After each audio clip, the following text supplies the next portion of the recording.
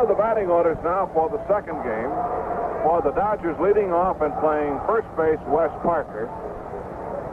We checked that it might be that Parker's going to play center field and Fairley will play first, but we have Willie Davis out of the lineup, and Parker, Fairley warming up with the first baseman's mitt down below.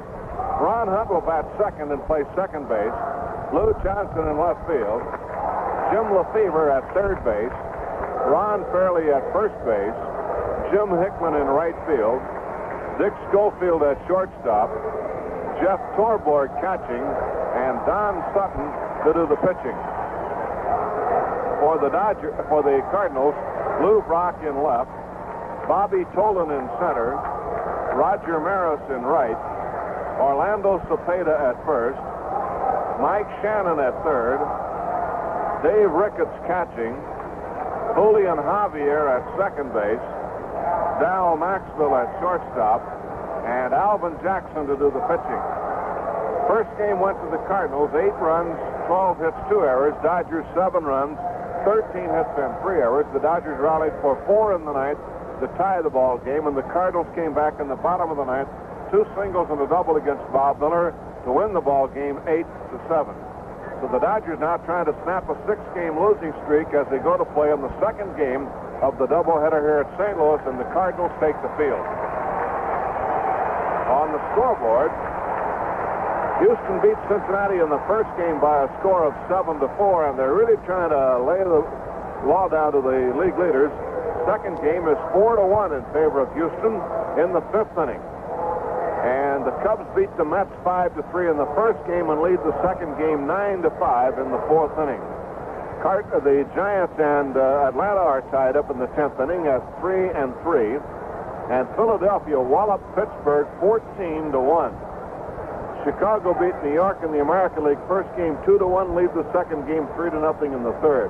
Boston over Washington 4-3 in the first game, 4-2 Washington leads in the 4th inning of the second game.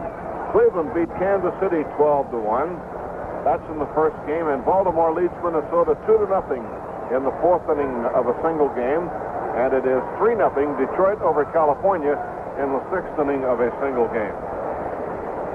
Alvin Jackson 4-2 on the year against Don Sutton, 3-7, and we're all set to play ball. The Union Oil Company of California, happy to bring it to you from St. Louis. And now for the play-by-play, here's Vin Scully. Vinny? Thank you, Jerry, and hi once again, everybody. Welcome to the second game. The Dodgers, sent to the dressing room in a state of shock on the 2 base hits and a booming double by Mike Shannon, have tried to regroup their forces and climb the hill a second time. They've lost 6 straight, and they're trying to snap it against a very tough hombre, Alvin Jackson. Never mind the fact he is 4-11 lifetime. Jackson last year against the Dodgers was 2-2, and his earned run average was less than 1. It meant that he ran up against Koufax and lost a couple of heartbreakers, but he could easily have beaten the Dodgers 4 times without a loss last year. So the Dodgers facing a tough left-hander, Alvin Jackson. Jackson, 5'11", 165-pounder from Waco, Texas, born on Christmas Day 32 years ago. And he'll be pitching to Wes Parker, Ron Hunt, and Lou Johnson. The pitch to Parker Lowe, ball 1. Parker had 1 hit in the first game, a home run in the 7th inning with nobody on.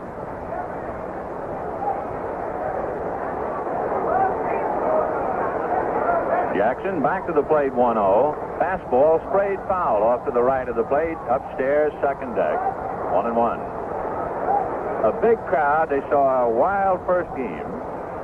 And the Cardinals, with a penchant for winning those 1-run ball games, they won 11 of 16 by 1 run.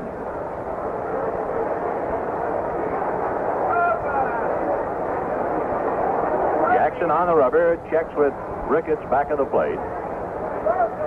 Now the 1-1 pitch, fastball fouled away, 1-2.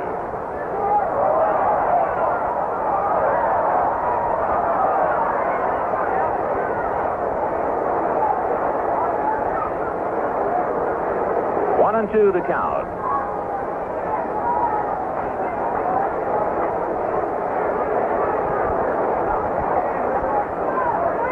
Jackson reading Ricketts' signs. Back he comes to Parker, and it's a tapper back to the mound. Jackson has it, turns and flips to first for the out. 1 away. Alvin Jackson is one of the fine all-around players in the league. Good pitcher, excellent fielder, fine base runner, and not a bad hitter. Ron Hunt, the batter. Hunt in the first game had 2 hits, went 2 for 5.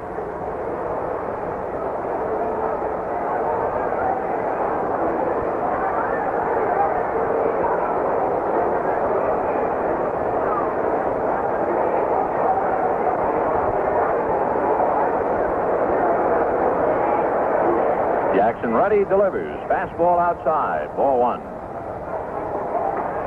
1-0 to Ron Hunt.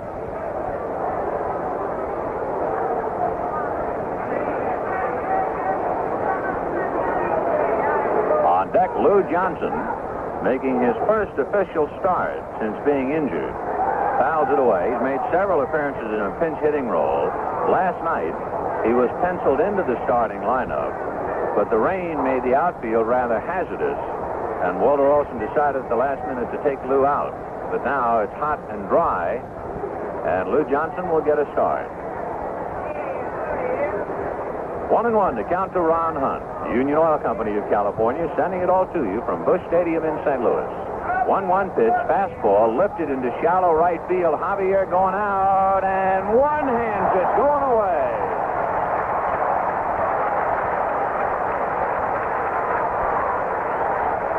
Gee, a fine play for Julian Javier to go out into right field and make an over-the-shoulder one-hand catch going away. 2 down in the first inning, and here is Lou Johnson. Johnson, appearing a couple of times as a pinch hitter in the road, homered in Atlanta, came up as a pinch hitter today and lined out to short. Lou batting .288. Jackson's first one is inside at the left hip. Ball 1, 1-0. So Lou Johnson back in the starting lineup for the first time since April the 27th, when he broke his leg against Atlanta at Dodger Stadium, actually the ankle. 1-0 pitch on the way. Fastball, a bouncer, back to the pitcher, a leaping catch by Jackson to throw him out. I'll say he's a good fielding pitcher, and the Dodgers are out 1-2-3. The end of half an inning, Dodgers nothing, Cardinals coming up.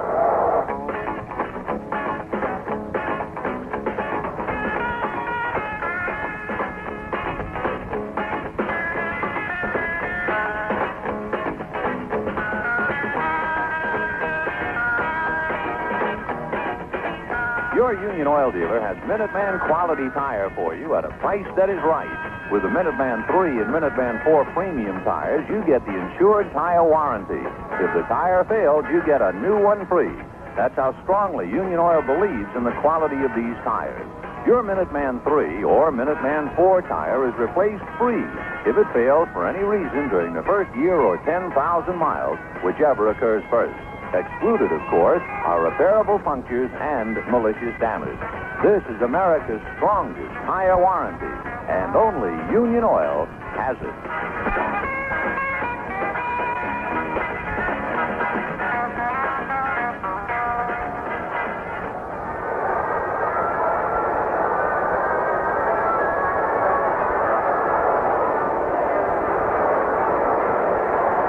Bottom of the first inning, the Cardinals with Brock, Tolan, and Maris, and the Dodgers with Don Sutton tuning up to Jeff Torborg.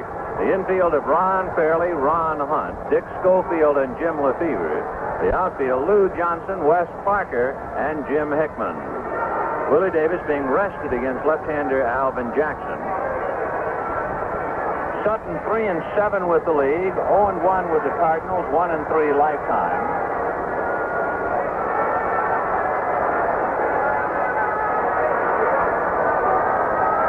Sutton lost to the Cardinals in April 13-4. He lost his last start at Atlanta in a game that wound up 13-5. His last victory, a complete game win over the Pirates, June 3rd. Final score, Atlanta came up with a run in the 10th inning and beat San Francisco 4-3. The winning pitcher, Denny LeMaster, he is 7-1. The losing pitcher, Juan Marichal, he is 9-5. Both pitchers went all the way in that game. Lou Brock fouls one out of play, 0-1. For the Braves, 4 runs, 10 hits, 2 errors. For the Giants, 3 runs, 8 hits, 2 errors. Before 37,000.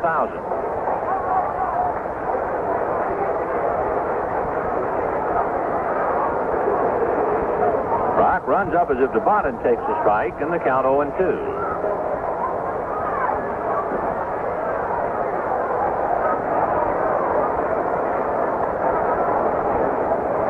Deck, Bobby Tolan. Sutton holding the ball at the belt. Now into his windup in the strike 2 pitch. Breaking ball fouled away off to the left.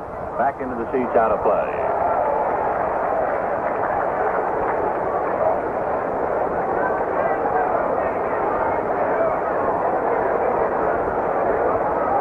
No balls and 2 strikes to Lou Brock.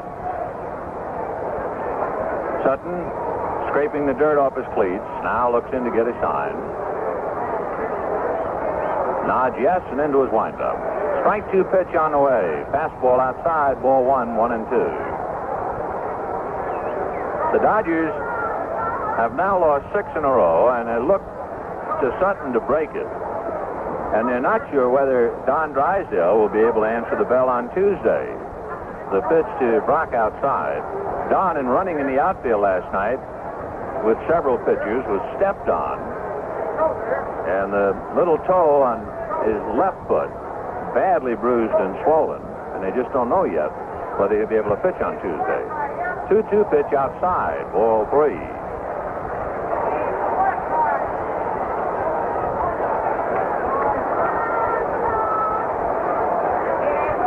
Three and 2 to Lou Brock. Sutton reading Torborg. Don nods yes, looks down at his feet, goes to his windup, and the 3-2 pitch. Way outside, ball 4. We'll pause for station identification. This is the Los Angeles Dodgers Radio Network.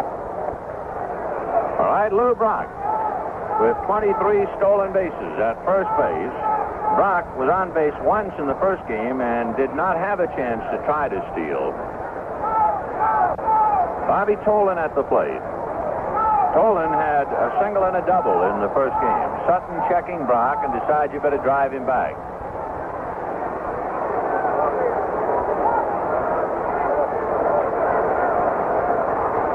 Roger Maris on deck. Lefebvre in on the grass, and Tolan backs out. A throw to first, not in time.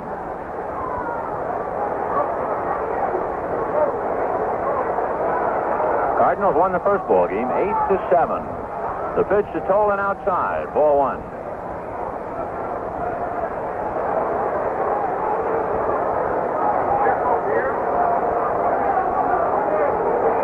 1-0 to Bobby Tolan. Lou Brock held on by Ron Fairley at first. Brock inching off. And there he goes. The pitch is swung on and hit into right field for a base hit. So Brock just keeps on going to third. Hickman's throw into Ron Hunt, and the Cardinals are in business right away in the first inning.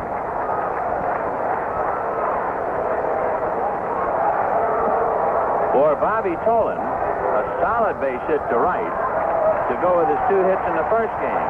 And now here come the big birds, Maris, Cepeda, and Shannon.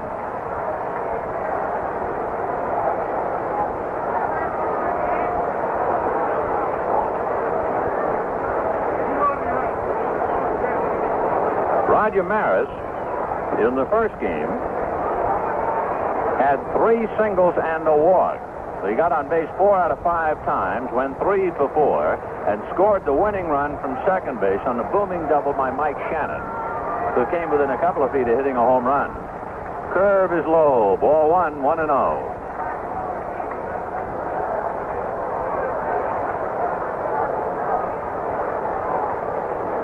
One ball and no strikes to Roger Maris. Sutton heaves a sigh. He's struggling, and he just started. Down at the belt. The 1-0 pitch to Maris. Inside, ball 2.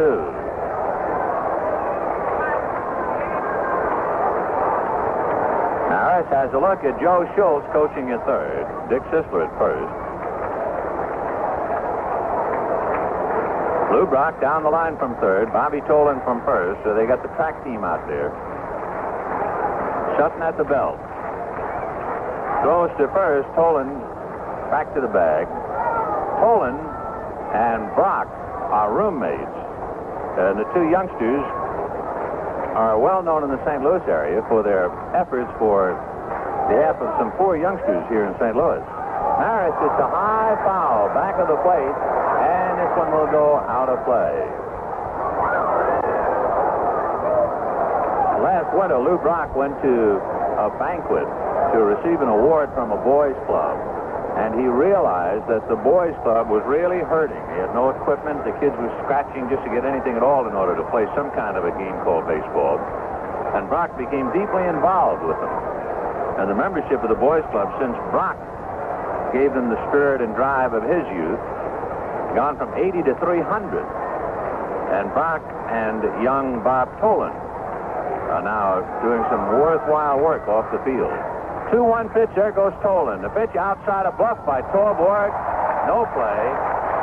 There wasn't a thing he could do with it, not with that speed. So Tolan steals second base without a play. So Tolan is 4 out of 5. First base open. 3-1 the count to Maris. So Sutton is on the ropes here right after the bell for the first round. Don behind to Roger Maris, 3-1. Into his windup and the 3-1 pitch. Low, it loads him up, nobody out, and Cepeda the batter.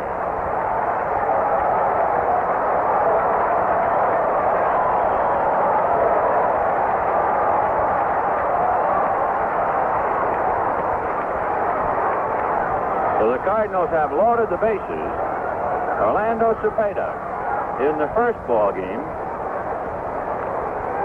walked, then went 0 for 3, but in the ninth inning after Maris had singled, Cepeda singled him to second, and Roger eventually came home. On deck, Mike Shannon, who won the first game with his double. No one in the Dodger bullpen. Everybody else in the dugout. It'll be up to Sutton for a while. There's no one even sitting in the bullpen. Sutton into his windup. Don ready and delivers, and it's a ground foul outside of third. Brock at third, Tolan at second, Maris at first, nobody out. The Dodgers in the first game used Singer, Karanowski, Egan, and Miller. Last night they used Brewer, Karanowski, Regan, and Miller. So they're hurting for pitching in this second game. And it's too early to come in with somebody like Regan. So Sutton's going to have to try and fight his way out of it. Strike one pitch to Cepeda. Curveball over. Strike two.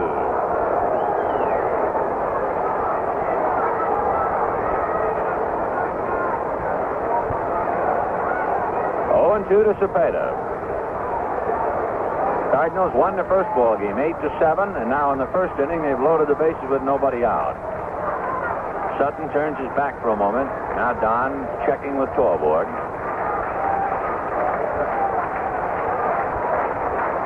Sutton nodding yes.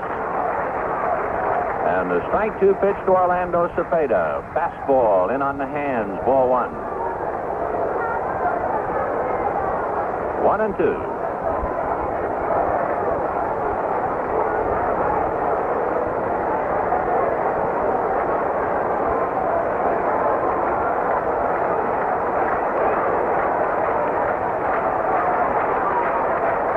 Sutton getting his signs. Runners take their leads, and Cepeda backs out.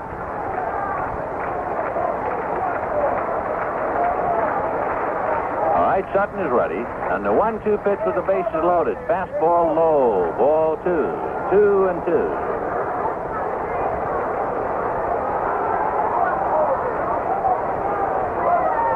So the Cardinals getting well in a hurry after losing 3 straight from Houston, trying to sweep a series from the Dodgers.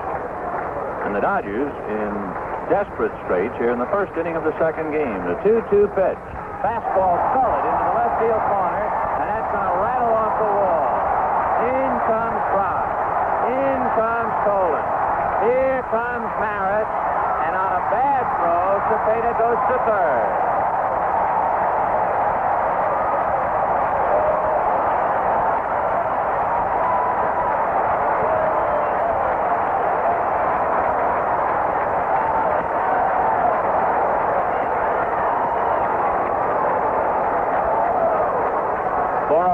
Cepeda. He doubles home 3, takes third on a high throw that sailed over the plate. Sutton had backed out.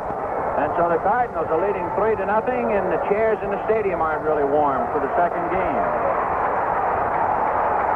The Dodgers, I think that Cepeda had missed a bag, or at least one of the runners did. First they thought that someone missed second base. Now they're going to make a play at third. Sutton throws over to third, steps on the bag, does Lefevre, and they get the arms outspread by Billy Williams.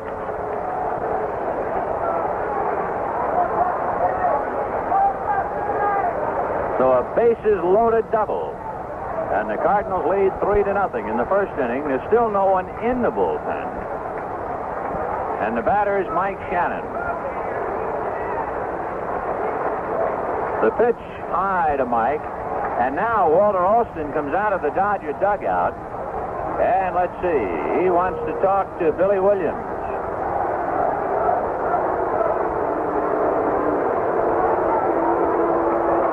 It appeared from up here that after Cepeda had doubled, when the 3 runs were in, Ron Hunt had asked for the ball at second base. Of course, a lot of men went by second base. You're not sure who might have missed it. But then they made the appeal to third base. They threw to third, and the sign was safe by Billy Williams. But now Alston comes out and argues with the third base umpire.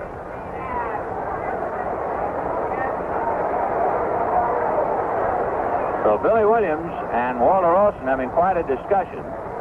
Ken Burkhardt and Frank Sikori listening, as is Joe Schultz of the Cardinals and Jim Lefevre of the Dodgers.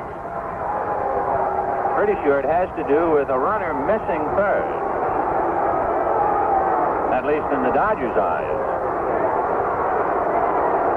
The Dodgers are furious for a play in the first game.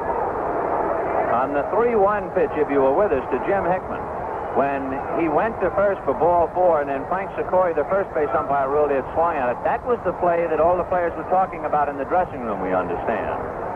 So, of course, now a team angry at the umpires from the first game, they're ready to explode in the nightcap. All right, Cepeda standing at third base, 3 runs over, and Mike Shannon at the plate with the count 1 ball and no strikes. Sutton's curve is inside. Ball 2.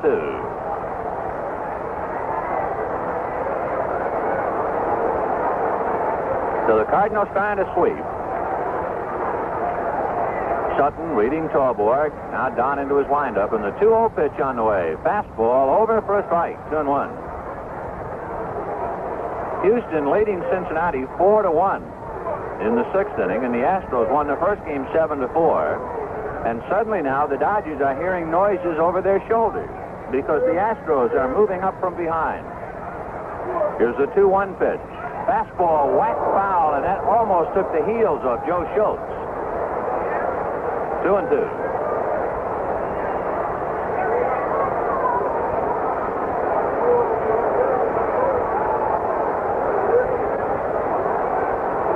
Two to Mike Shannon. Switch hitting catcher Dave Ricketts on deck.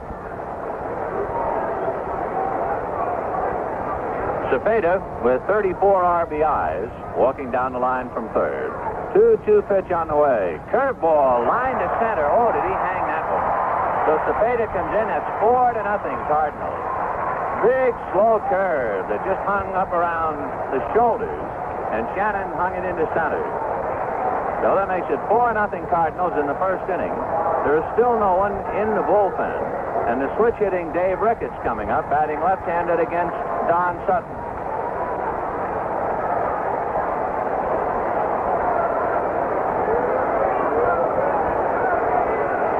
So Shannon, who drove in 1 run to win the first game, drives in another to open up the second game. And here is Ricketts. Julian Javier on deck. Sutton's fastball is inside to Ricketts. Ball 1. 1-0.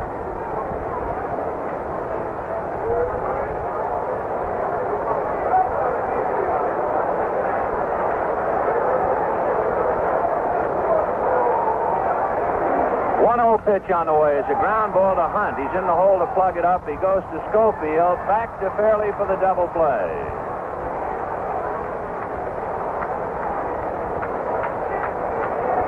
So 2 out, and Julian Javier will be the batter.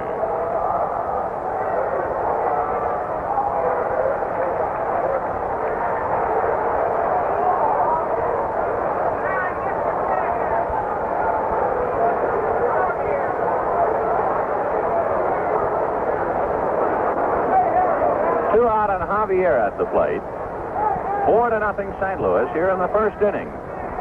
Sutton touched up for 2 walks and a base hit to load the bases, and then Cepeda unloaded them with a double, and Shannon single got him home. And now Javier hits a curveball into center field for a base hit. The curve is a curveball as far as its trajectory is concerned, but it's not that real good downer. And here is Dal Maxville.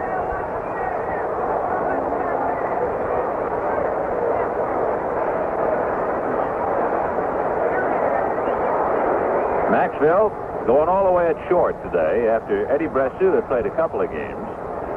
Sutton ready, delivers. Fastball is sliced to right field. Hickman coming to the line in the shade, on the run, makes the catch in foul ground. So 8 men come to the plate in the first inning, and the Cardinals get 4 of them home. 4 runs, 4 hits, 1 left, and at the end of 1, the Cardinals 4, the Dodgers nothing.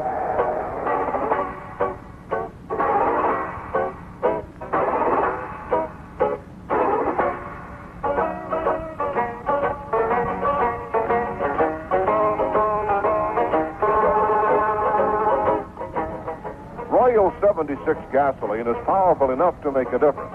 Let me explain that difference. Union Oil blends 8 powerful fuels at the refinery in a precisely balanced blend to create Royal 76 Premium.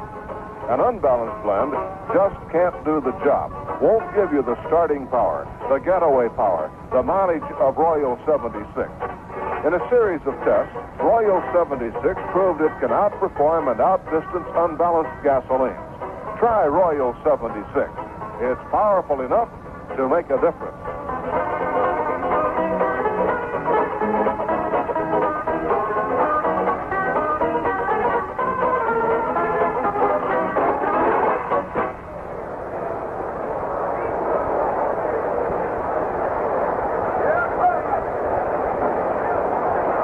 Second inning, Cardinals 4, Dodgers nothing. For the Dodgers trying to come back, Jimmy Lefebvre, Ron Fairley, and Jim Hickman. The Dodgers were down 7-3 in the 9th inning of the first game. Got 4 in the 9th. The 3-run home run by Lefebvre was the big blast, but then let it get away in the bottom of the 9th. And now they're behind 4-0 here in the second inning.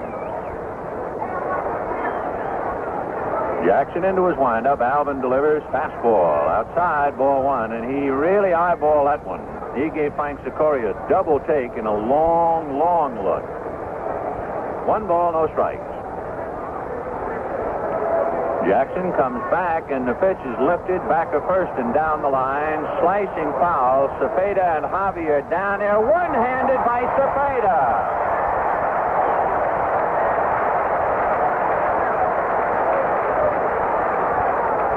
That's the second fine play on a twisting pop fly made by the Cardinals.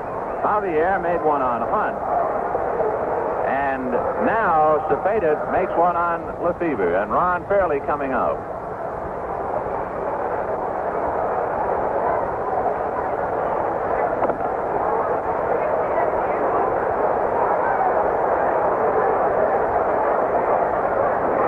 Jackson ready, and the pitch to Fairley. Curveball over for a strike, 0-1.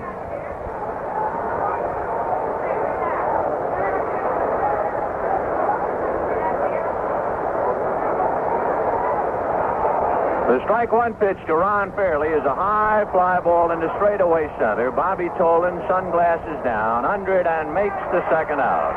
2 down, Jim Hickman coming up.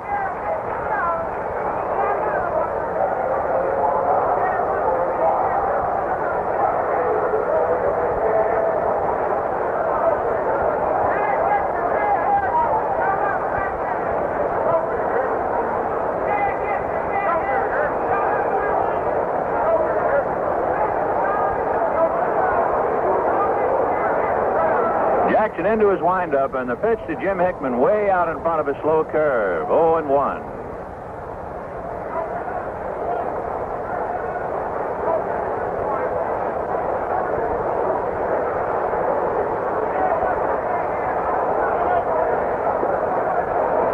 The pitch to Jim Hickman down and away. 1 ball, 1 strike.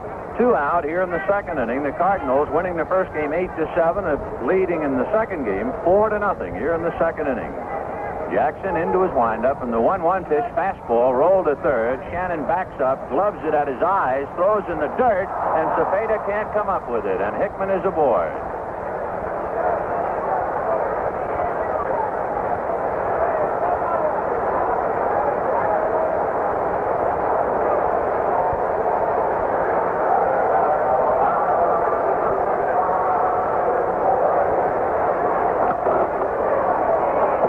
With 2 out, Jim Hickman aboard, and it'll be an error charge to Mike Shannon.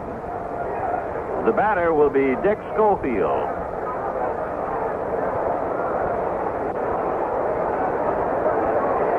Schofield, starting at shortstop in the first game, had 2 hits and a walk. Jackson delivers, and it's a hit foul in the air off first base. Cepeda comes over, but no play. 0-1 the count. On deck, Jeff Torborg. Cardinals 4 runs, 4 hits, and 1 error. The Dodgers no runs, no hits here in the second. Hickman standing at first, held on by Cepeda. Jackson reading Ricketts. Now Alvin to a stretch. Strike 1 pitch on the way. Outside. 1 ball, 1 strike.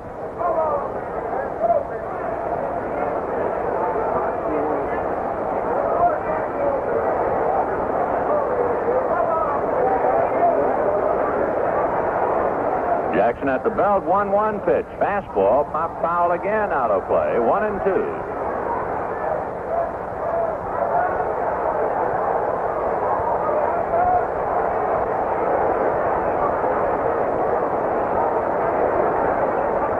One and two, the count to Dick Schofield, hitting right-handed against Alvin Jackson. Hickman short lead at first. Now Jackson at the belt. The 1-2 pitch, low with a fastball. 2-2.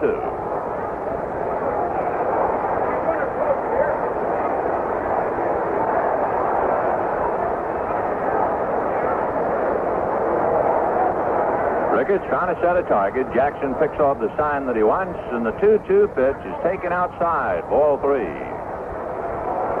So Alvin Jackson has gone all the way to Schofield, and with 2 out, Hickman ready to go.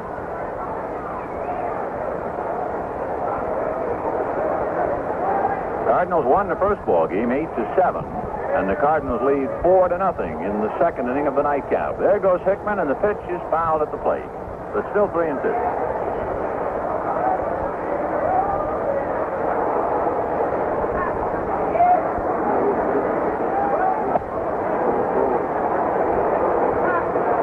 Full count.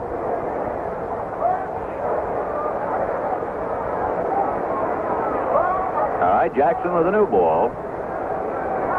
Alvin to a stretch, looks at Hickman, checks. There goes Jim, and the pitch is low, ball 4. So the Dodgers have runners at first and second with 2 out, and Jeff Torborg, the batter.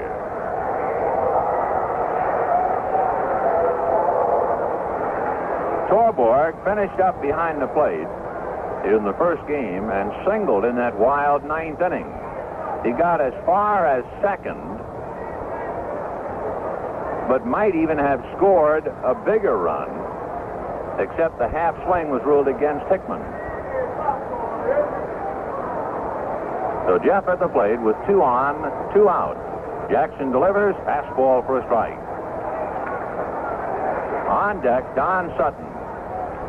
The bullpen is empty at a hot St. Louis sun coming down, and so the boys are sitting in the shade of the dugout. And with not a shortage of pitching, just the fact the pitching has been used up, it's up to Sutton for a while. The strike 1 pitch on the way is low. 1 ball, 1 strike. In the first inning, Brock walked, Tolan singled him to third, and then Bobby stole second. Maris walked to load the bases. Cepeda doubled everybody home. He took third on a high throw to the plate, and he scored on a single by Shannon. So it's 4-0 in favor of St. Louis here in the second inning. Jackson to a stretch, and the 1-1 pitch. Hit into left field for a base hit. Here's Hickman around third coming in to score.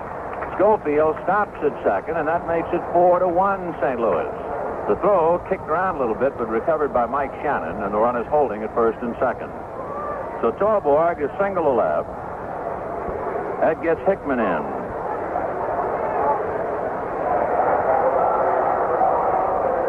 Now Don Sutton, the batter.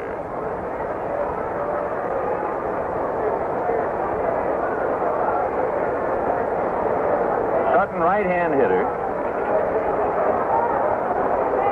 Don has 5 hits this year, 2 of them doubles. No runs batted in. Jackson at the belt and delivered half swing on a fastball for a strike. 0-1. 4 runs, 4 hits, 1 error for the Cardinals. 1 run, 1 hit, no errors for the Dodgers. The Cardinals won the first game 8-7.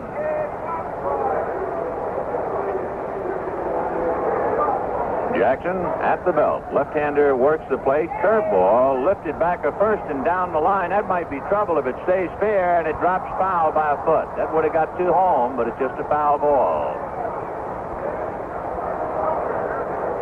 So Sutton fouls one down in the Cardinal bullpen. Schofield goes back to second.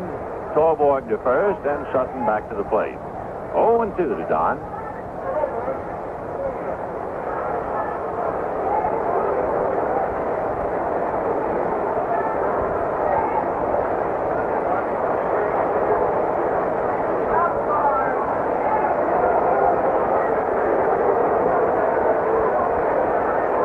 Right-hand hitter back up to the plate. Jackson set, checks the runners. Strike 2 pitch to Sutton is punch foul, grounded outside of first and down the line. So it's still 0-2.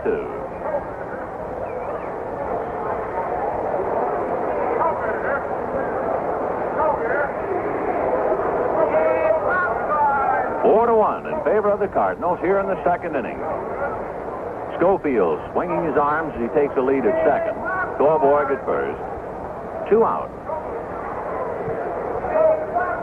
Jackson reading Ricketts. Dave wigwagging signs out to him. Left-hander brushes the front of his uniform and goes to a stretch. The strike 2 pitch is hit over the head of Shannon to left field. Brock comes up, but it drops in front of him for a base hit. Schofield scores. Holding at second is Torborg, and that makes it 4-2 in favor of the Cardinals and brings up leadoff man Wes Parker.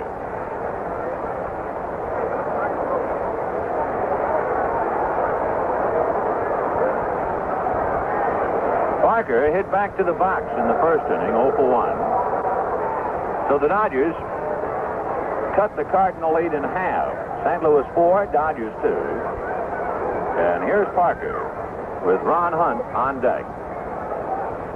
Jackson ready, delivers, and it's fouled away, 0-1. Parker looked like he might have been trying to go to right field. 0-1.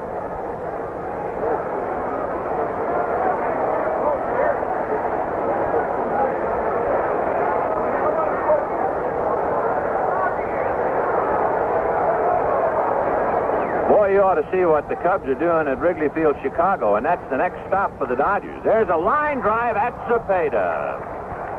So Parker hits a bullet at the first baseman, and that's that. At Wrigley Field, Chicago, in the second game of a doubleheader, in 6 innings, the Cubs have hit 6 home runs. They're leading the Mets 12-5. And adding up more home runs, it's at least 16-5 in favor of the Cubs. They beat the Mets in the first game, and that's our next stop. All right, the Dodgers get 2 runs on 2 hits and an error, leave 2 at the end of an inning and a half, 4-2 St. Louis, and here's Jerry. Now let's announce those cash winners. Cash winning answers again on 76 Big Money Baseball. So get your Reuters cards ready. For $1, here's question number 1. The big Yankee Stadium is 460 feet in dead center. But how many feet does it measure down the right field foul line? The answer, 296 feet. Here's question number 2 for $5. For almost 20 years, two brothers known as Little and Big Poison played the outfield for Pittsburgh. What were their names? Correct answer number 2 is Lloyd and Paul Wainer. And here we go with the big one. Question number 3 for $1,000. What team joined the National League in 1962 and lost 120 games, winning only 40 in the season? The $1,000 answer is the New York Mets. Answer number 3, New York Mets on your card is worth $1,000. Each week there are more winning answers, so save your Rooters cards. They can win cash for you at any time. Now let's pause for station identification. This is the Los Angeles Dodgers Radio Network. And this is KOY Phoenix. Downtown temperature 90 degrees at 429. All right, let's go back to play. Here's Ben. All right, Jerry, pitcher Alvin Jackson will lead it off. Bottom of the second inning, 4-2 in favor of the Cardinals. Be Jackson, Brock, and Tolan. Alvin, pretty good hitter. Lefebvre plays him up inside the bag at third. Sutton into his windup and delivers. Slow curve, fouled away, 0-1. See what Alvin has done this year with the bat. He has been to bat 16 times. Same old Jackson. He has 6 hits, 2 RBIs, hitting .375. He's a dandy.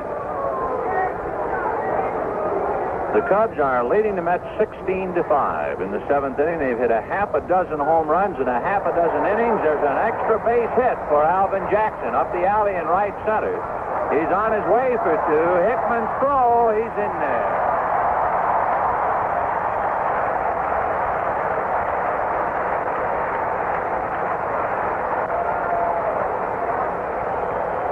So Alvin Jackson doubles up the alley in right center, and with nobody out, Brock, Tolan, and Maris.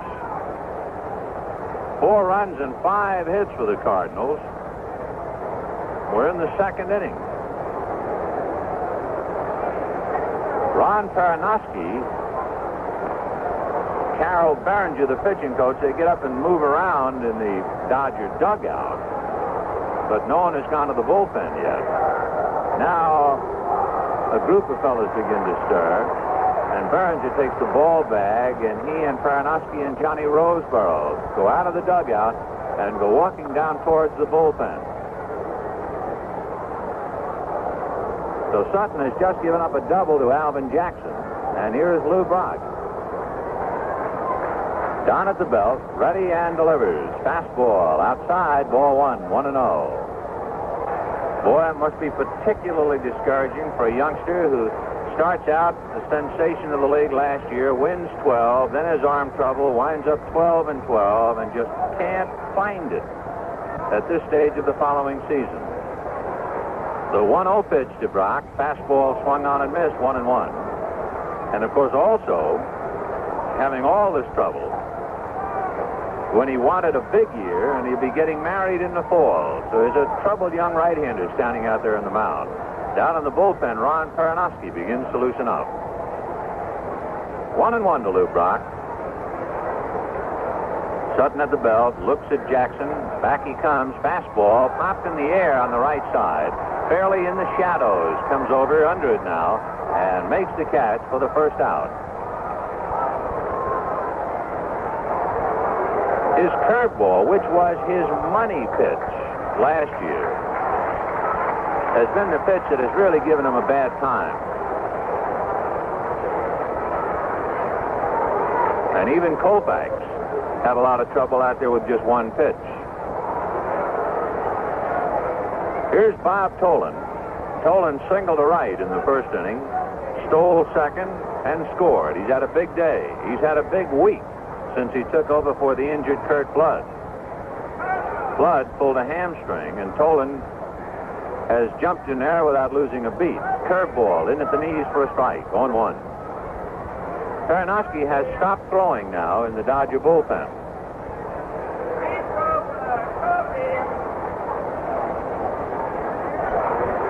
Oh, 1 the count to Bobby Tolan.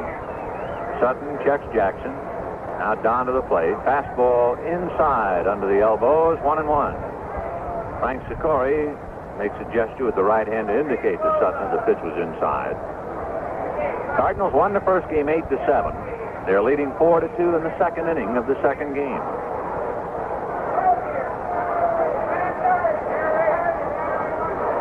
1-1 pitch on the way. Change high. Ball 2, 2-1. The second changeup he's thrown. He threw a straight change 3-2 and walked Lou Brock in the first inning.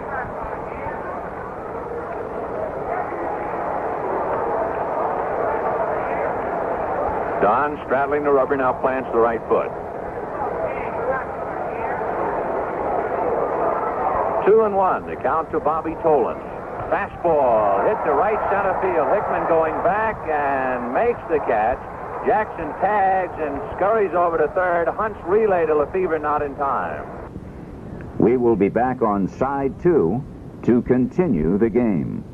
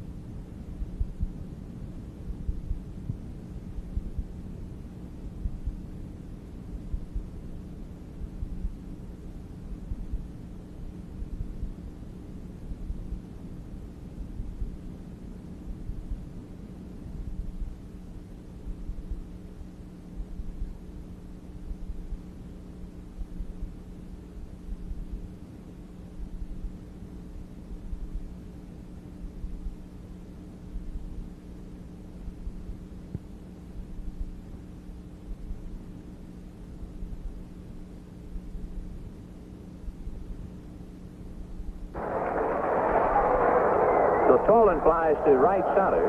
2 out, and here is Roger Maris.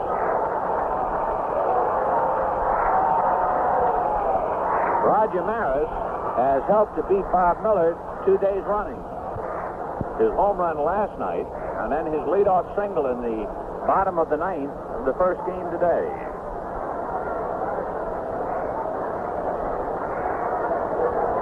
So Maris with 2 out trying to pick up his pitcher, Jackson at third.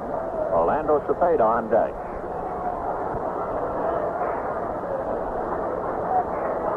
Sutton looks at third, now to his windup. Don ready and delivers. Fastball hit under it and popped it up on the right side. In foul ground goes fairly. He's got a room and a play, and he makes the catch for the out.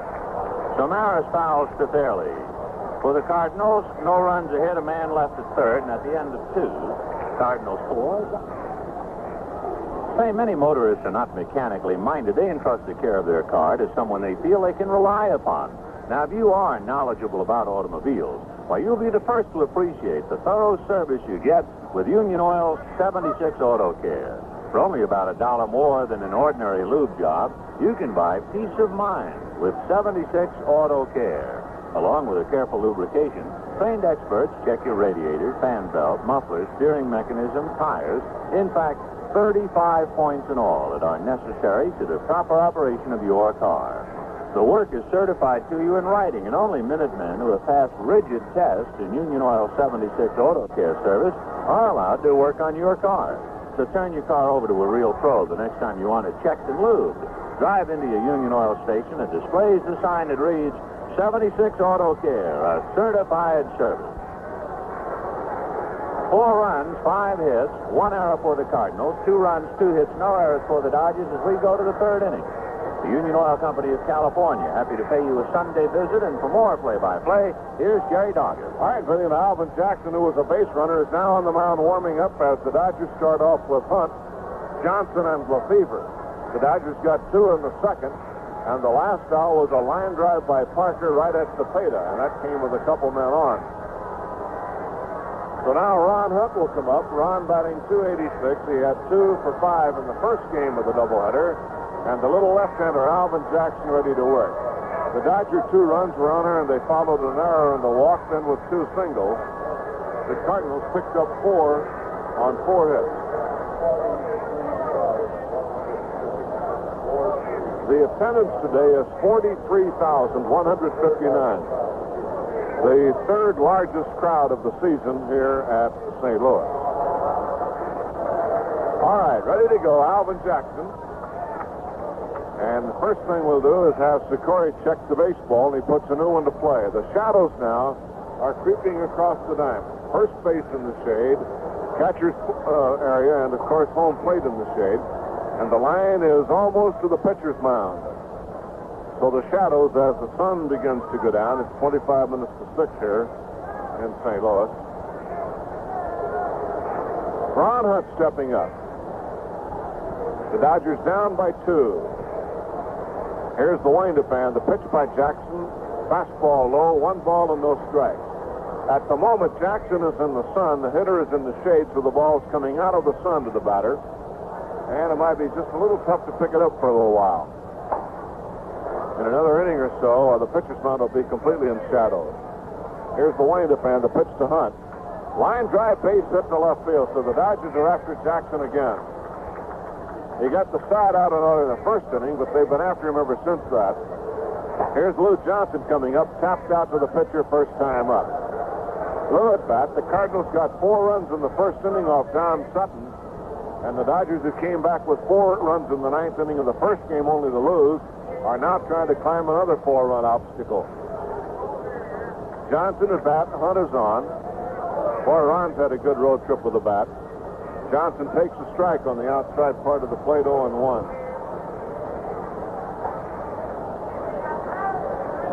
Ron Hunt at first base. That is hit number 3 for the Dodgers. The Cardinals have 5 off Sutton. On deck is Lefevre. Jackson ready, and the pitch to Johnson. Swung and popped foul out of play. And the count is strike 2 to Lou. Lou making his first start since April the 27th. But he is actually about a month sooner than the Dodgers expected him. They figured it'd be at All-Star time before Lou is in the lineup. And here he is now on the 12th of June. Strike 2 to Johnson. Here's the look and here's the pitch. Outside with a fastball, 1-2. Lou, since coming back, of course, was a pinch hitter in Atlanta, hit a home run. Was robbed of a base hit in the first game when he hit a line drive at shortstop, a leaping catch by Maxfield, and that would have gotten a run in and would have been a big run in the game as it turned out. 1-2 count now. Lou waits, the pitch on the way to him. Swung on and missed for a strike. Down he goes. Looks like a fastball moving away from the right-hand batter. Strikeout number 1 for Jackson, and here's Lefevre. His home run in the 9th inning of the first game tied the score. Jimmy 1 for 5, a .288 average, and 25 runs batted in. And the home run was only his 2nd of the year, so Jimmy trying to catch up in the home run output. On at first base, Hunt with 1 out now in the 3rd inning. The Cardinals have the infield set, double play depth. Now the pitch on the way, outside and low, 1 ball, no strike. A fastball seems when Lefebvre's batting from the right side, they try to work the fastball to him on the outside part of the plate. All right, Jackson set again. Ball game in the third. Second game of the doubleheader. Jackson ready and the pitch on the way. Too high for a ball, and the count goes 2 balls, no strikes. Jackson has walked 1, struck out 1, allowed 3 hits. The RBIs go to Torborg and Sutton, 3 for Cepeda, and 1 for Shannon. Shannon's had a big day in RBIs. He's had 6 already, 3 in each game. Here's a pitch outside, ball 3. Let's correct that. Shannon has had 3 in the first game, 1 in this game for 4, and Cepeda had 3 in this game. Ball 3, no strikes to Jimmy Lefebvre, Ron Fairley on deck, and Jim Hickman to follow. So Jackson now in a little trouble. Alvin has won 4, lost 2, but his earned run average is over 5, so he has had his problems this year, despite a winning record. Now the 3-0 pitch, way high, ball 4. He walked him, and the Dodgers have the tying runs on. Second walk, no action in the Cardinal bullpen. But Jackson has been just a little bit shaky here in the last couple of innings. Ron Fairley at bat, flied to center field his first time up. Ron in the first game had 2 hits, a double and a single, and was robbed twice. A good running catch by Maris and another one by Tolan. Now Romano gets up to go to the bullpen, and we'll have some action down there in just a moment. As Jackson appears to be in a little trouble here in the third inning. The Cardinals got him 4 runs in the first. The Dodgers have 2 of those back and have 2 on now. And Fairley trying to move him around. Here's the look, and Jackson's pitch to Ron is high and inside. Ball 1, and control is the problem.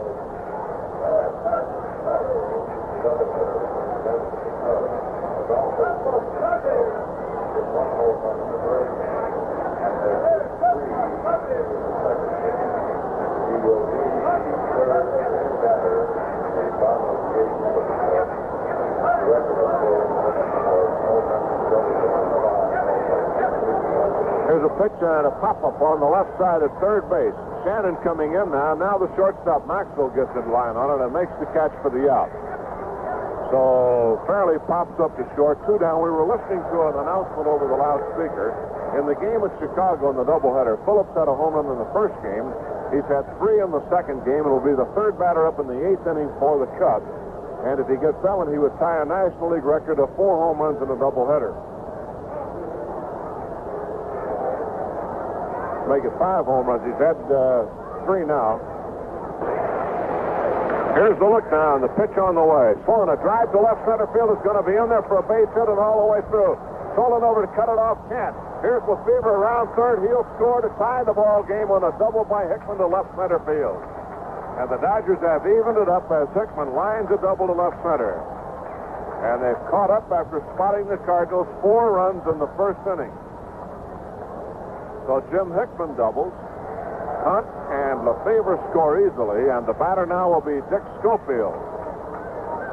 So we've got a brand new one again, all even at 4-4. Well, the Dodgers have lost 6 in a row, but I'll tell you one thing. They've been gone down fighting every time except once. And here they are now, locked up again. Third inning, and time call. Pitching coach Billy Muffett going to the mound to talk to Jackson.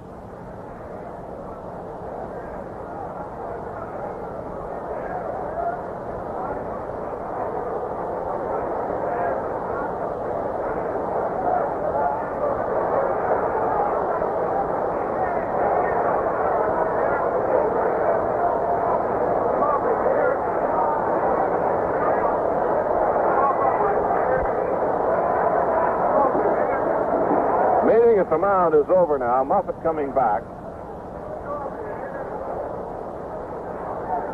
The Dodgers now have Hickman on second base. Dick Schofield the batter. Schofield in the first game had 2. In this game he has walked. Here's the look now, and the pitch on the way. A ground ball to third base. Up with it is Shannon, and he throw crosses in time, and the side is retired. Schofield grounds out, but the Dodgers pick up 2 runs to get caught up. There were 2 hits and 1 man left on. So the score at the end of 2.5 innings of play, Cardinals 4 and the Dodgers have 4. Okay? Get your Reuters card ready because here we go again with 76 big money baseball. For $1, here's question number 1. The big Yankee Stadium is 460 feet in dead center. But how many feet does it measure down the right field line? The answer, 296 feet. Here's question number 2 for $5. For almost 20 years, two brothers known as Little and Big Poison played the outfield for Pittsburgh. What were their names? Correct answer number 2 is Lloyd and Paul Weiner. And here we go with the big one. Question number 3 for $1,000. What team joined the National League in 1962 and lost 120 games, winning only 40 in the season? The $1,000 answer is the New York Mets. Answer number 3, New York Mets on your card is worth $1,000. Each week there are more winning answers, so save your Reuters cards. They can win you cash at any time.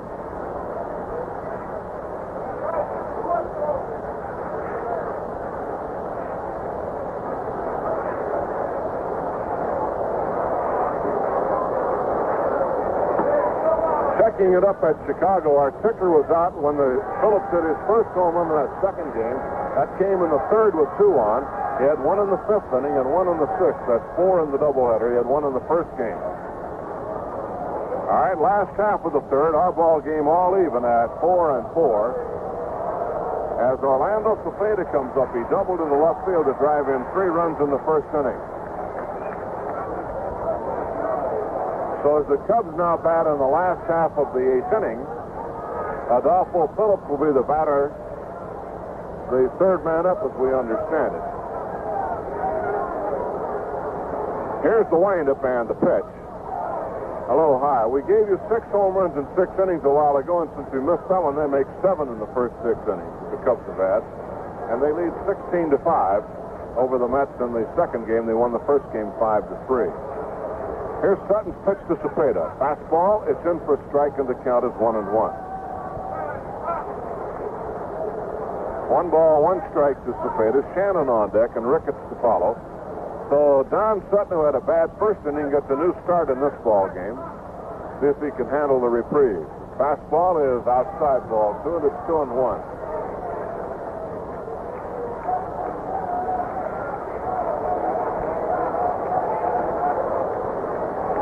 2-1 is the count.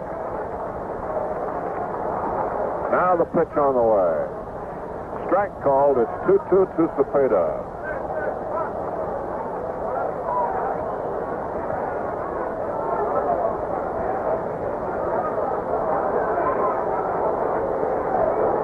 Now Sutton into the windup again, and the curveball is swung and it popped foul out of play. Count 2-2 to Orlando Cepeda. Score tied 4-4. They're in the last half of the 8th inning at Cincinnati in the second game, and it is 4-2 in favor of Houston. And Houston won the first game 7-4. And as we told you, the Cubs beat New York in the first game 5-3. They're playing in the last half of the 8th inning with a score 16-5 in favor of Chicago. But the question now will be Adolfo Phillips. See if he'll hit another home run. Here's a swing and a pop foul down the first baseline out of play. And it is still a 2-2 count. Atlanta beat San Francisco 4-3 in 10 innings. Philadelphia beat Pittsburgh 14-1.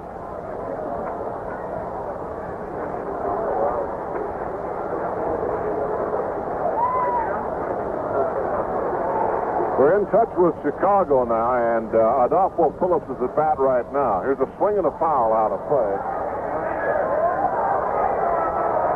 And the story goes kaput as Adolfo Phillips at bat right now hits a line drive single, and I doubt if he'll get to bat again because the Cubs have an 11-run lead, and Phillips lined his single.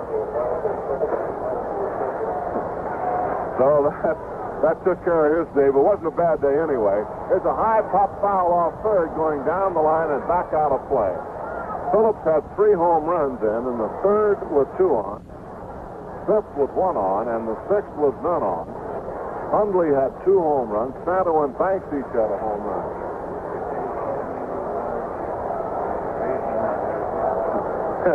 Vinny was on the phone with Chicago broadcasters, and one of the great home run hitters of all time relayed the message of the single, Ralph Kiner, broadcasting for the Mets. Okay. Here's the pitch on the way. Cepeda half swing, and he foul tipped it away.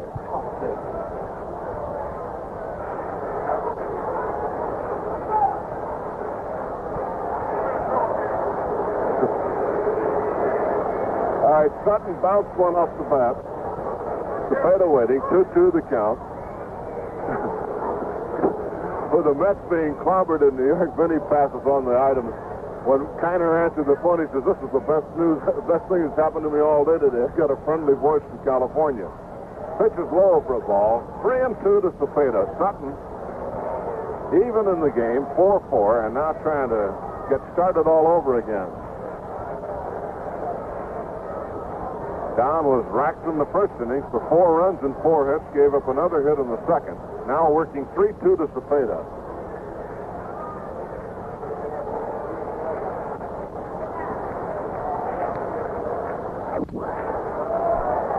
They're in the 9th inning at Cincinnati.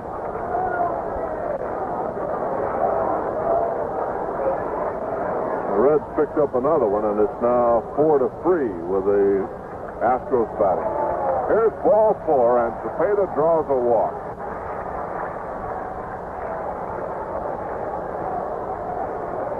So Cepeda walks the 3rd walk from Sutton, who normally has pretty good control. Don has not struck out a batter.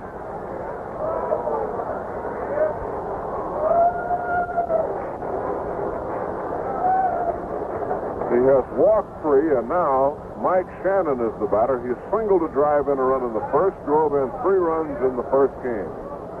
Pitch to Shannon. Fastball low, 1 ball and no strike.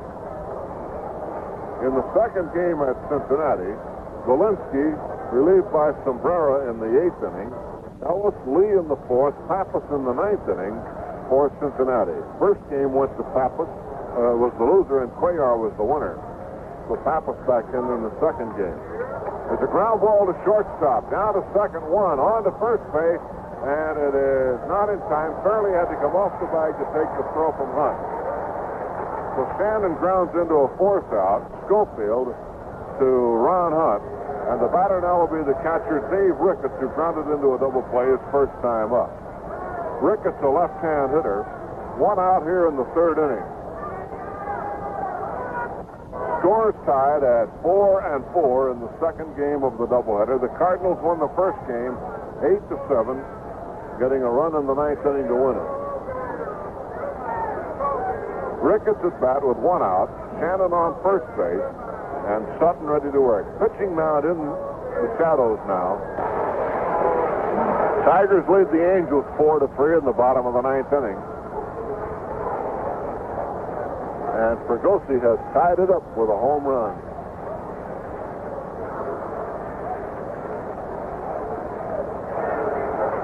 There's a swing and a drive hit to right center field and deep. Going for it, Parker, over his head, going to the wall. Shannon's at third, around third, headed home, and he scores on a double by Ricketts to right center field.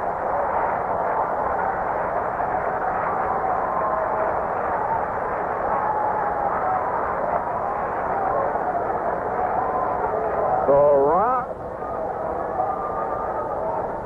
Mike Shannon scoring. As Ricketts hits a double into right center, and Ron Paranowski goes down to the Dodger bullpen now. Don Sutton got behind by 4. The Dodgers caught up for him, and he couldn't hold it.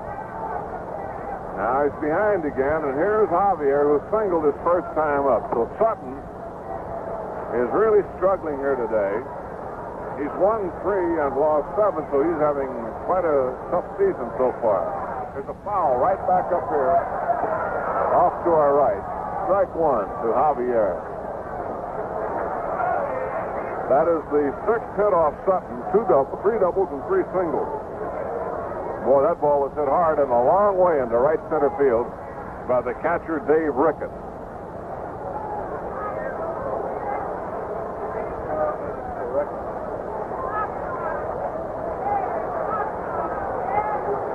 There's a pop-up into center field. Coming up fast is Parker, and makes a nice running catch for the ball for the out. So Javier pops out into short center field, and we have a correction on the home run by Fregosi from Anaheim. Western Union sends the correction through, and we're apologizing now because that came with 2 men on to win the ball game. We'll have the totals in a little bit. All right, 2 outs, and Maxwell is the batter. So first they sent through home run Fregosi in the 9th. Then they sent home run Fregosi in the 9th, 2 on, corrected. And that's enough to win it. That should make it 6-4. That's the final score. Here's the pitch. Maxwell takes low, and it's ball 2. 2 balls, no strike. Serving Arizona, this is KOY Phoenix. It's 5:01.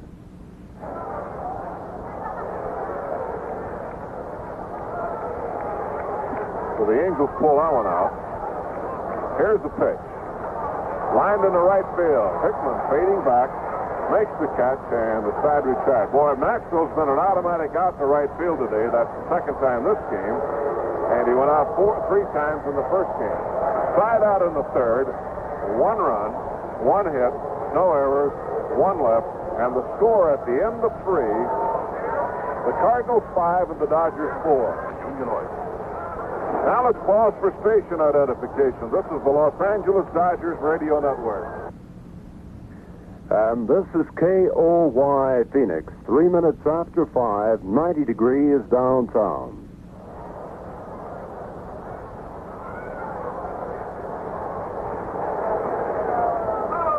Okay, to the 4th inning for the Union Oil Company. More play, back again to Vin Scully. Vinny? All right, Jerry. Alvin Jackson pitching to Jeff Torborg, Don Sutton, and Wes Parker. And the lights are being turned on here in St. Louis.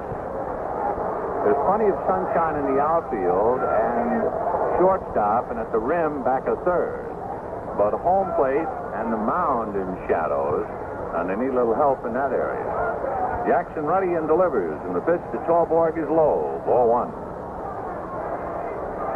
5-4 Cardinals, 4th inning of the 2nd game. Jackson's 1-0 pitch on the way. Torborg takes a look. That's a strike. 1-1.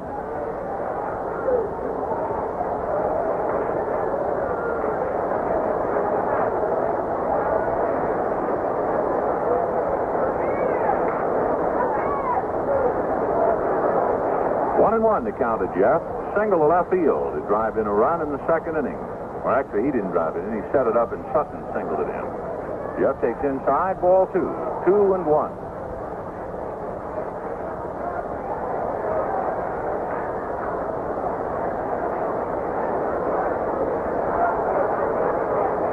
Alvin Jackson back with a curve, and it's fisted on the ground to 3rd. Up with it is Mike Shannon to throw him out.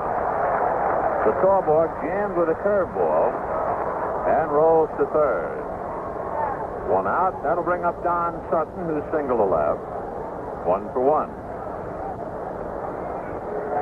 The Dodgers fly to Chicago immediately after the ball game. It'll be a rather late arrival with this lengthy doubleheader, but they're off tomorrow. And then open up Tuesday with the Cubs. Chicago decimating the Mets today. 5-3 and 17-5 in the 9th inning. Don Sutton takes a strike, 0-1. Back comes Alvin Jackson with the fastball low. 1 ball, 1 strike. Jerry Grody has just hit a home run for the Mets in the 9th inning with 1 on. You know how many home runs it means have been hit in the National League today? 22. It seems like all of them at Chicago. The 1-1 pitch swung on and missed, strike 2. It's going to add up all the home runs in that doubleheader at Chicago. There have been 11 home runs hit in the doubleheader. That's not so much. Phillips hit 4.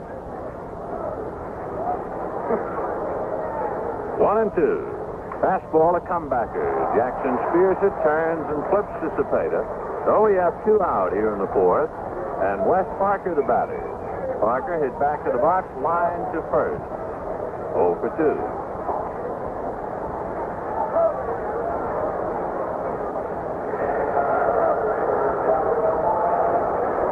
Cardinals leading by 1 run, and that's usually bad news for the opposing club.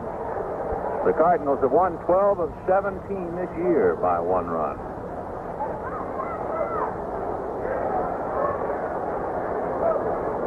So Parker at the plate, Ron Hunt on deck, 2 out, 4th inning. Cardinals 5, Dodgers 4. The Union Oil Company of California spending Sunday with you.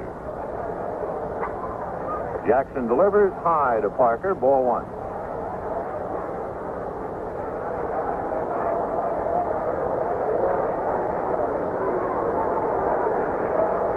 Jackson, left foot on the rubber, reading Dave Ricketts' signs.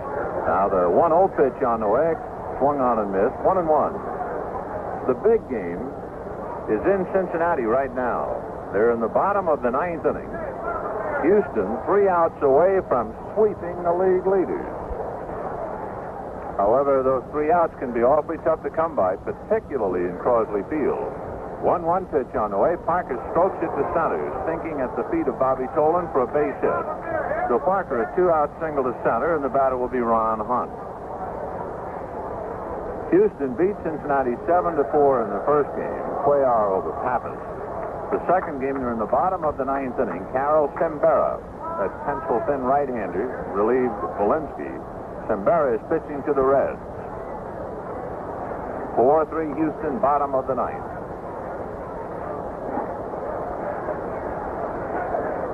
Here's Ron Hunt, popped up and singled, 1 for 2.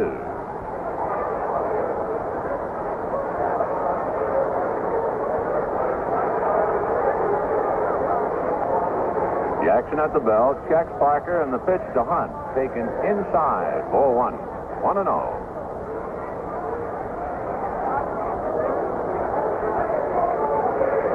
Five runs, 6 hits, 1 error for the Cardinals. 4 runs, 5 hits, no errors for the Dodgers in the 4th.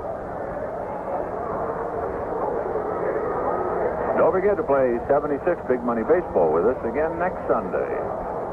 Ron Hunt takes the strike. They'll give you the answers again after the 3rd out here. And then if you miss them, for one reason or another, well, you can check at your local participating Union Oil station. The answers will be posted there. You can win anywhere from $1 to $1,000. 1-1, the count to Ron Hunt. 2 out, 4th inning. Cardinals 5, Dodgers 4. 43,000 in the park today. Big house. 3rd largest crowd of the year. 1-1. And Hunt lifts it foul off first out of play. 1-2.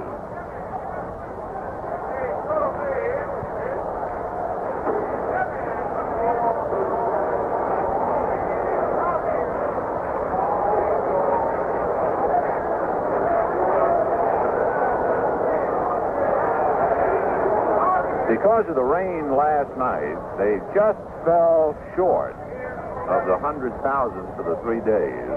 And they would have had it easily had it not been for the tornado warning right at game time last night. 1-2 pitch on the way, low, ball 2, 2-2. So for the 3 days, they drew about 97,000 here. 2-2 the count to Ron Hunt. Parker at first, 2 out, 4th inning, 5-4 St. Louis.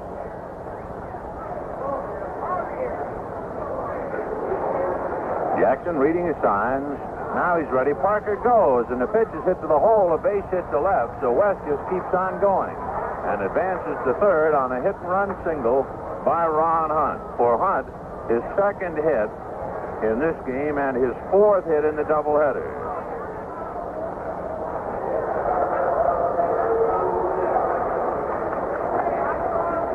Well, Carol Sembera has been relieved by Dan Snyder in the 9th inning for Houston.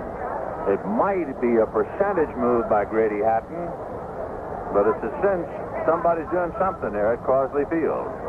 So Dan Snyder has relieved Carol Sembera in the 9th. Houston leading Cincinnati 4-3. Lou Johnson takes low, ball one. Lou is 0 for 2. Hit back to the box and struck out.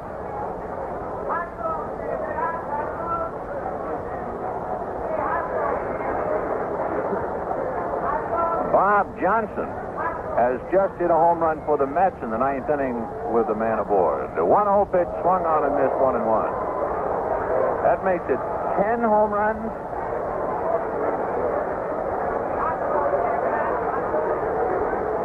Count up.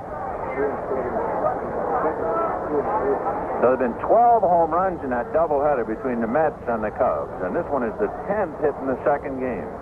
Bob Johnson, a 2-run home run after Jerry. Yeah, I bet the wind must be blowing out. I mean, it's got to be going 100 miles an hour. The 1-1 pitch on the way, grounded foul outside of third.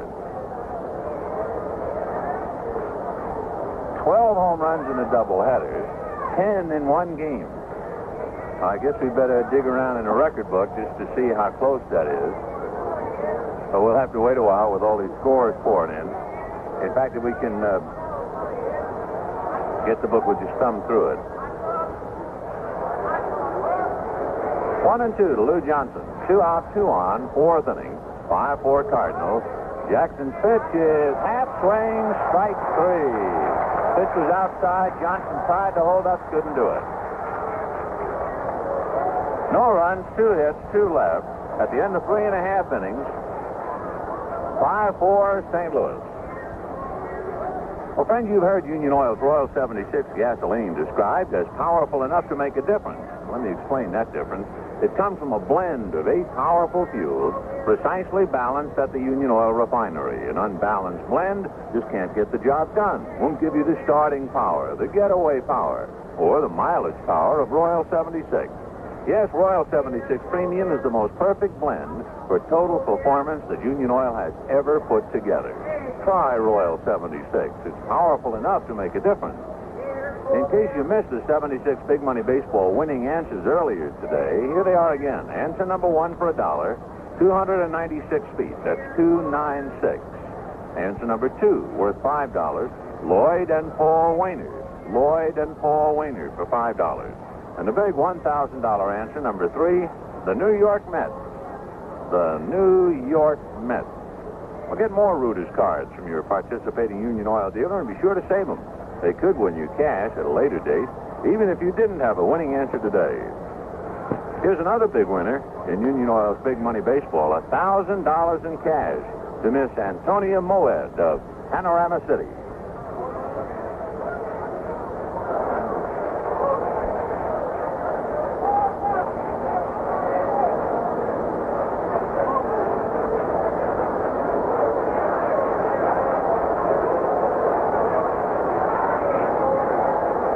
In looking at the record for the most home runs in the doubleheader for both clubs, and there have been 12 hit at Wrigley Field, Chicago today. In the National League, 15. Imagine 15 home runs in a doubleheader. Guess where that game was played? You're right, Chicago. It involved the Milwaukee Braves, who hit 9, and the Cubs, who hit 6. American League record, 14 home runs in the doubleheader. That was at Philadelphia back in 1930 when they had that jackrabbit ball. In fact, May of 1930, that would be Little Baker Bowl. And the Yankees hit 9 there, and the A's 5.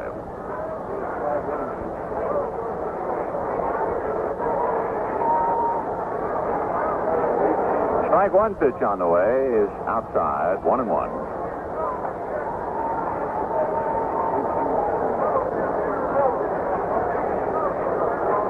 In fact, scratch that Baker Bowl thing, of course, American League. So that would be at Connie Mack Stadium, or Sky Park as it was. The pitch is high and goes to the backstop. Jackson ball 2, 2-1. So anyway, they've hit 12 home runs at Wrigley Field in the doubleheader, and the record is 15.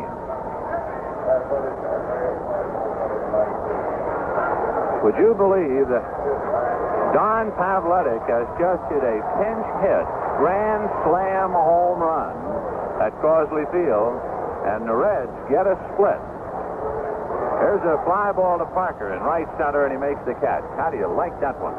The Reds on the edge of losing a doubleheader, down 4-3 in the bottom of the 9th. And Don Pavletic hits a grand slam home run. I guess he hit it against Dan Snyder. We don't have anything coming over the wire yet on it, but Jim Toomey, who was in close touch, said Pavletic hit it as a pinch hitter, a grand slammer, and the last pitcher we had heard pitching was Schneider, so we assumed that Dan served it up. Brock bunts to the right of the mound, but it's flagged by Sutton, who underhands to Fairley, and that's the second out. So, boy, we've had a lot going on today. Adolfo Phillips hitting 4 home runs in a doubleheader. And in his last shot to try and tie Musial's mark of 5 in a doubleheader, he singled. A pinch hit grand slam home run by Don Pavletic to give the Reds a split with Houston. And the Cubs wind up holding off the Mets. The second game, the Cubs 18 and the Mets 10. After the Cubs had won the first game 5-3. Winning pitcher Hartenstein, the losing pitcher Wilhite. The pitch to Bobby Tolan over first right, 1-1. 2 down here in the 4th inning. 5-4 in favor of the Cardinals. The Cardinals won the first ball game 8-7. Sutton's slow curve is grounded back at first to Fairley, who whirls and flips to Sutton, covering for the out. So the Cardinals are out in the 4th at the end of 4, 5-4 St. Louis, and here's Jerry. The first half of today's game brought to you by the Union Oil Company of California, the company that brings you America's strongest tire warranty, the Insured Tire Warranty. The second half brought to you by Packard Bell, master craftsman of fine TV, color TV, and stereo, and to the Packard Bell dealers throughout the West. Get the mail order habit while the Dodgers are out here on the road. For the great homestand coming up, Reds, Braves, Cards, Giants, send your orders to the Dodgers, Box 100, Los Angeles 90051. Box seats 350, reserve seats 250. Add 25 cents to your check or money order for handling and mailing. If you want a block of tickets, 30 or more, send orders to Group Sales, Dodgers, Box 100, Los Angeles 90051. And remember to ask that the name of your group be put up on the Dodgers' famous message board. We're happy to give that added distinction to your party visit. 5-4 in favor of the Cardinals as we go to play now in the 5th inning, second game of the doubleheader, and rapidly all the other games are winding up. Let's go right back to the action here, and here again is Vinny. All right, Jerry. For the Dodgers, down by 1, they'll have Jimmy Lefevre, Ron Fairley, and Jim Hickman. Lefevre hit the 3-run home run in the 9th inning to give the Dodgers a tie in the first game. But then Shannon's double got Maris home to give the Cardinals the victory. In the second game, Lefevre has fouled out and walked. So Jim 0 for 1, checked in against Alvin Jackson. Jackson standing in an archway of light out there on the mound. And the first pitch to Lefevre swung on and missed, 0-1.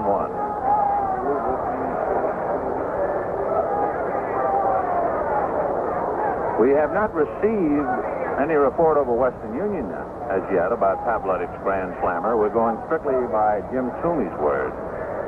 The pitch to Lefevre, slow curve, missed, 1-1. There might be a little pandemonium over there in Cincinnati. It's taking it a while to get on the wire. 1-1 to Jim Lefevre. Jimmy takes a look at the next one. It misses, ball 2. 2-1. Phil Regan gets up in the Dodger bullpen and will begin to loosen up to Jimmy Campanis.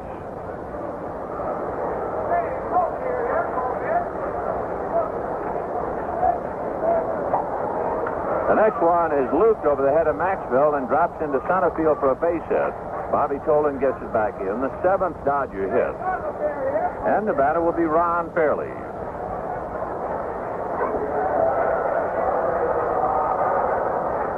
Five to 4 in favor of the Cardinals.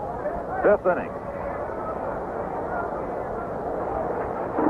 Fairley flies to center and pops to short.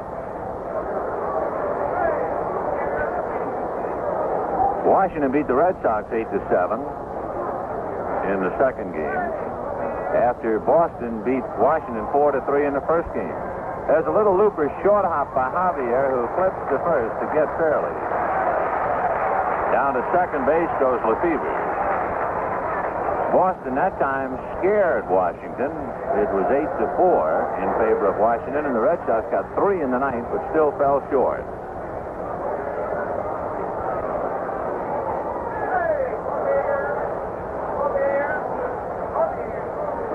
Jim Hickman aboard on an error-and double coming up. Hickman, right-hand hitter, going in right field. Lefebvre, the tying run at second base, waiting to be picked up with 1 out. Jackson on the rubber, set at the belt, and Alvin delivers, and it's swung on and missed 0-1.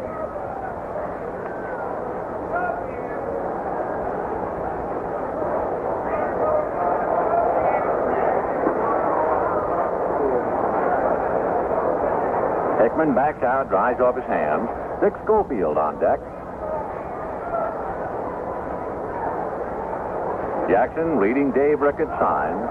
Now he's ready. Strike one pitch on the way. Just outside and low. 1 ball and 1 strike. Looked like Alvin turned that one over so that it acted somewhat like a screwball. 1-1 to count. Ron Willis loosening up, a right-hander in the Cardinal bullpen. The White Sox won a doubleheader from the Yankees, 2-1 and 3-2. The Yankees got 2 in the bottom of the ninth, but not enough. The pitch to the hitter Hickman is over for a strike, 1-2. The attendance for the doubleheader at New York with the Chicago White Sox, 63,373. 63,000. 1-2 the count to Jim Hickman. Jackson checking with Ricketts. Lefebvre off second base, 1 out. Jackson at the belt, and the 1-2 pitch on the way is a one-hopper hit right at the third baseman. A bluff by Shannon to second, and he throws to first, and Cepeda just did stay on the bag in time. He came off it, but it was ruled that he was on it for that split second necessary. So Hickman out sharply to Shannon to Cepeda. Lefebvre holding, and with 2 out, Dick Schofield the batter.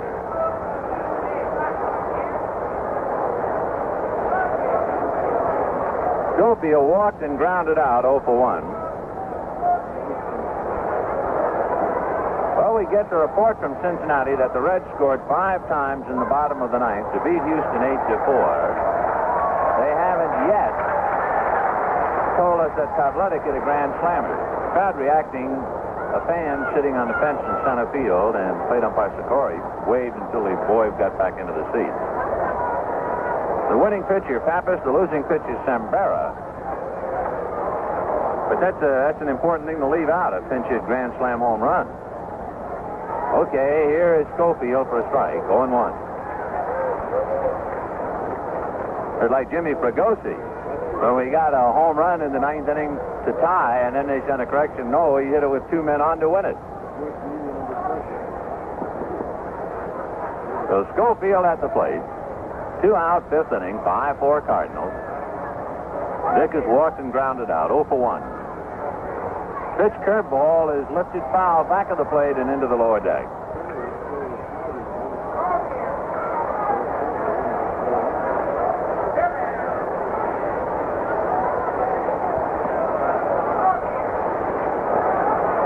To the deck.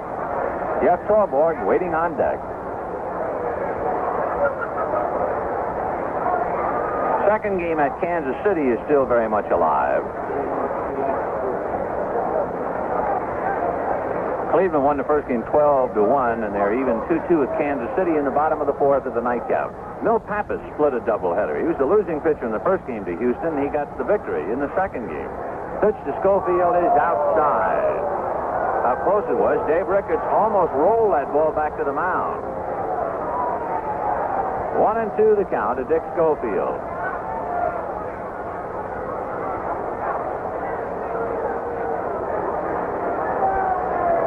Dick going all the way at shortstop today. He had 2 hits in the first game. A walk grounded out in the nightcap. 1-2 to Dick. Jackson set at the belt, checks Lefevre, delivers, and the fastball is lined at Javier. So Javier handles the line drive by Schofield, and the Dodgers leave Lefevre at second base. No runs ahead, a man left, and at the end of 4.5 innings, the score, the Cardinals 5, the Dodgers 4. We will continue this game on the next cassette.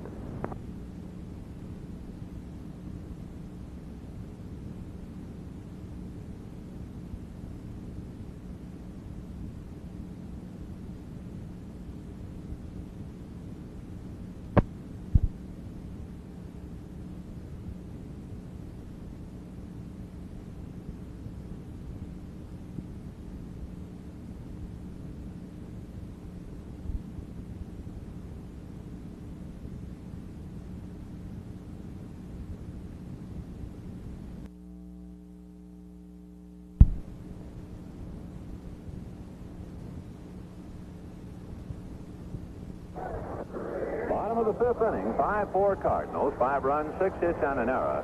Dodgers 4 runs, 7 hits, and no errors. Don Sutton and Alvin Jackson. For the Cardinals, Roger Maris, Orlando Cepeda, and Mike Shannon. Crowd kind of quiet right now. A lot of folks have headed for the hills. They've seen a lot of baseball today. The Cardinals winning the first game 8-7 in over 3 hours. And the second game, we're in the bottom of the 5th. And local time here, it's getting to supper. 6:30 coming up here in St. Louis. Roger Maris walked, fouled out. He's 0 for 1.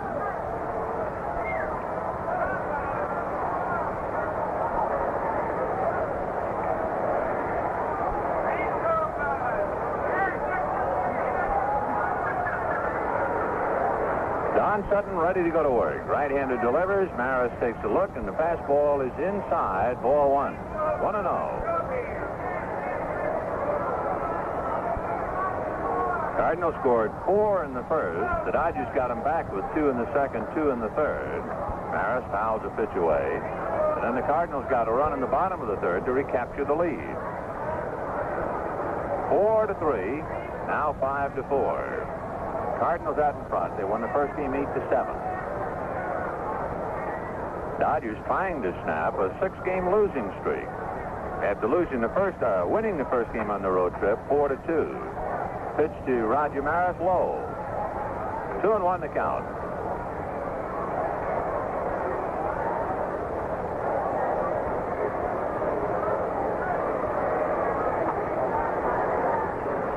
Sutton toes the rubber. Maris waiting. Now Don's 2-1 pitch to Maris. Fastball, pop foul, back of the plate and out of play.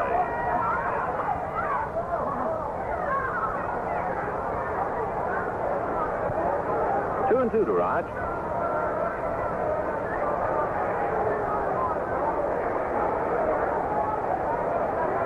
Cepeda with a double and a walk on deck.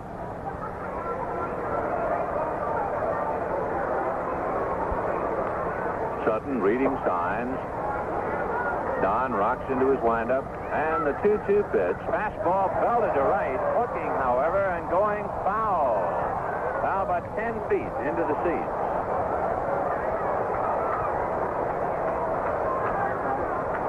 The Maris pulled it too much. 2 and 2 to Roger.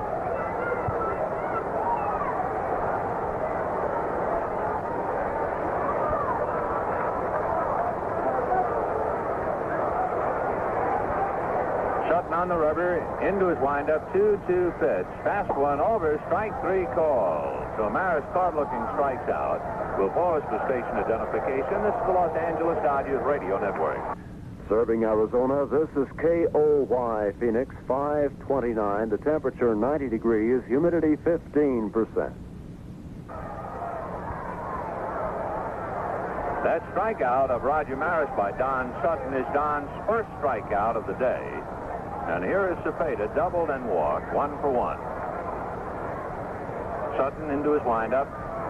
Down to the plate, fastball off the outside corner, ball 1. Packard Bell sending you the picture from Busch Stadium in St. Louis. Now the 1-0 pitch to Cepeda. Fastball hit off the end of the bat, foul to the right of the plate and going well back out of play in the second deck. 43,159 on hand today for the doubleheader. And they might have had more. Trouble was there's such bad weather all around this area that the weatherman was making dire predictions, and an awful lot of people, I'm sure, decided to stay home, and it turned out to be a beautiful day. The pitch outside, ball 2, 2-1. Last night they had 30,000, but they had tornado warnings all around town. In fact, there was a small tornado yesterday that was heading straight towards the ballpark. Fortunately, it veered off, but that's not going to help people make up their minds to come. There's a line drive up the alley in left center. Johnson chasing it to the wall. Cepeda goes into second base, standing with a long double. That's the third double for the Cardinals and the second double for Cepeda. And the batter will be Mike Shannon.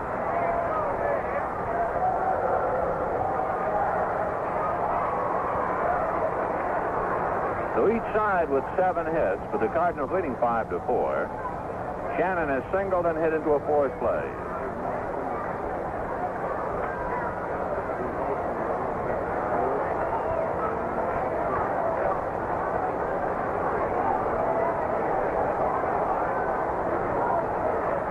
Mike Shannon, right-hand hitting third baseman, with Dave Ricketts, the switch-hitting catcher, on deck. Sutton comes to the plate. Fastball low and away. Ball 1. Don Sutton has 56 strikeouts in 87 innings. Last year, he struck out over 200. The 1-0 pitch on the way, low and outside, ball 2.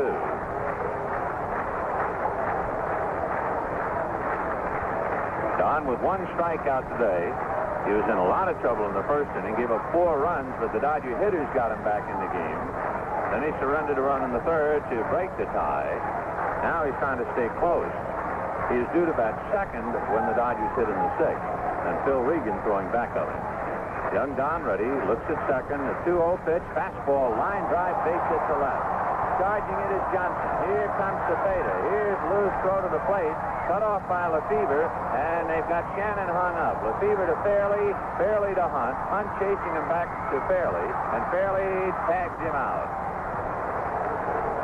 However, the run is long home, and it is 6-4 Cardinals. And for Shannon, his second hit and his second RBI. If you are keeping score, the rundown play went 7-5 to 3 to 4 to 3. 7-5, 3-4-3. All right, 2 down. And the batter, Dave Ricketts, who hit into a double play and doubled. He's 1 for 2. Switch hitter batting left-handed. Cardinals 6, Dodgers 4 in the 5th inning. Dick Egan joins Phil Regan. So the firm of Egan and Regan open for business down there in the Dodger bullpen. And the pitch to Dave Ricketts, down and away. Ball 1.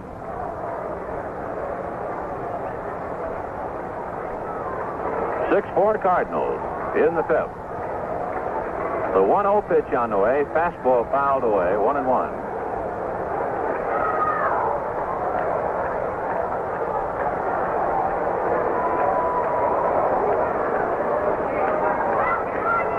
Jeff Torborg, on that last swing by Ricketts, shaken up on the foul tip, stuffs that right hand in his pocket to try and forget it. 1-1 to count. Reds winning a big second game. They were on the ropes, but they beat the Astros to get a split.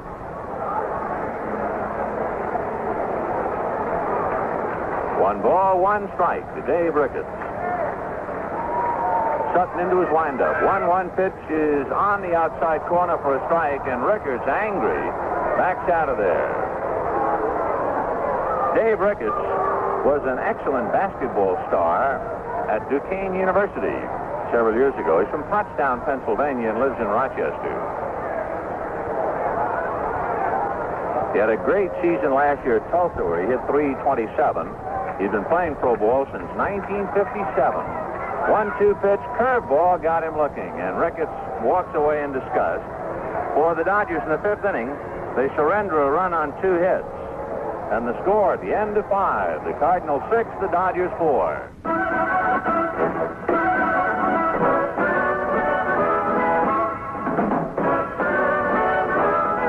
Say, you know how the catcher signals for the pitch he wants? Well, that's the way Packard Bell remote control works. Give your Packard Bell color TV the signal, and it comes right back with the picture you want. Turn the set on and off, change channels, adjust the volume, even tune the color. All from your favorite chair. The nicest part is you don't have to buy remote control when you buy the set. You can add it anytime. Packard Bell calls it remote control ready. Say you buy a color TV and later on you want remote. If you bought a remote control ready set, controls can be added in your home in just a few minutes, but only with Packard Bell. So stop in and see remote control ready color TV at your Packard Bell dealer. Just give him the signal. He'll give you the picture. You can tell it's a Packard Bell. It's remote control ready.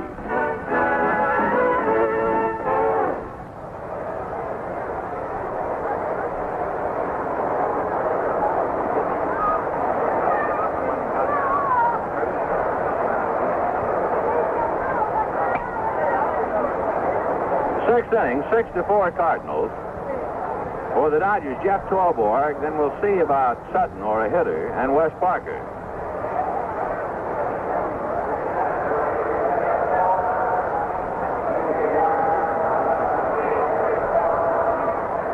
Jeff Torborg, single to left and grounded to third. The Torborg 1 for 2. Down in the Dodger bullpen, Ron Pernoski loosening up. Pernoski worked an inning and 2/3 of the first game.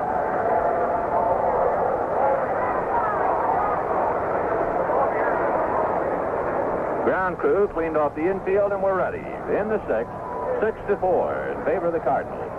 Jackson ready to pitch to Torborg. Foul back to the screen, 0-1.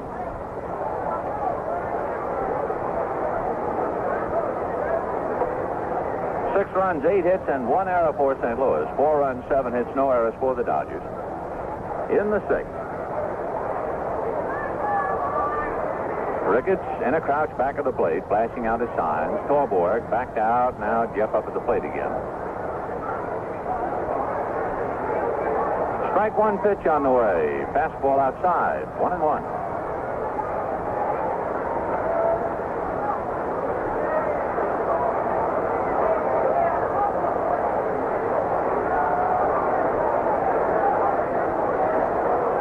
One pitch, fouled at the plate. 1-2 to Jeff.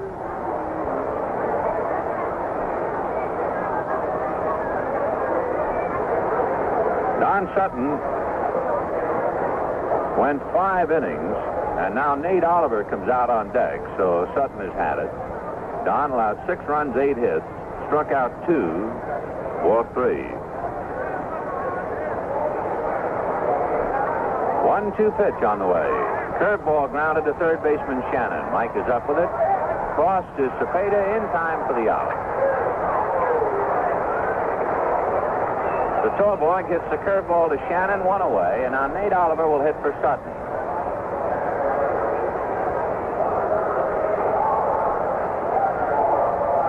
The Dodgers in the first ball game used Lou Johnson as a pinch hitter. He lined out. Jim Hickman as a pinch hitter. He flied to right.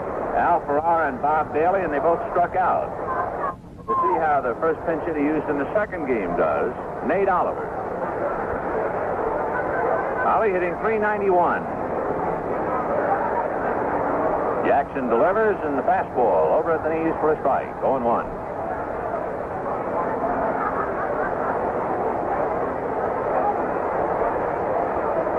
No balls, 1 strike to Nate Oliver. Alvin Jackson comes back and is a one-hopper hit through into left field for a base hit. So Oliver singles to left with 1 out in the 6th, and the Cardinals leading 6-4. The Dodgers 8 hits.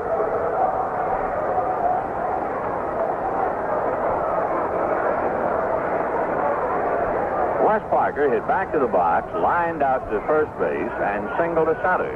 West 1 for 3.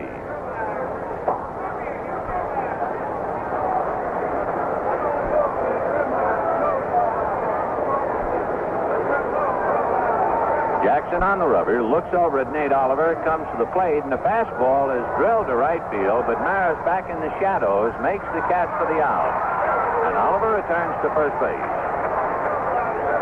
Ron Willis still throwing in the Cardinal bullpen, and Ron Hunt will be the batter. 43,159 out here for the Sunday doubleheader. The Dodgers moving to Chicago, and the Windy City must be exactly that today. There were a dozen home runs hit in the doubleheader between the Mets and the Cubs. That's still 3 shy of the record of 15 hit in the doubleheader at Chicago.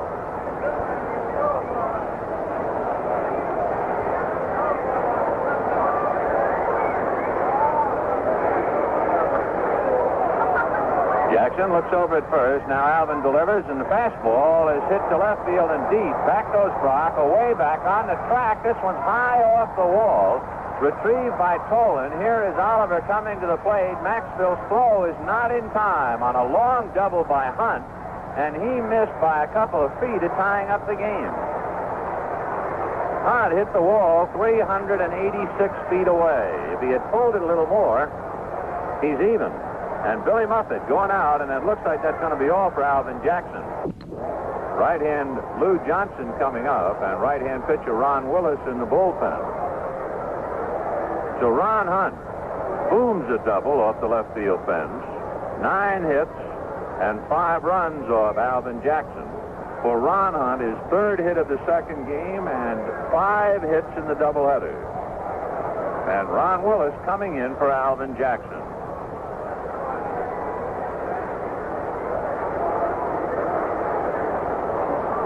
So Jackson leaves, having pitched the required number of innings to earn a victory. He leaves with a 1-run lead. However, the potential tying run is his responsibility at second base. So Alvin could win it, or he could have nothing to do with it. The only comfort and solace to him since he's been KO'd is the thought that he can't lose it. So Ron Willis will pick up for Alvin Jackson, and the Christmas boy slowly comes off the field.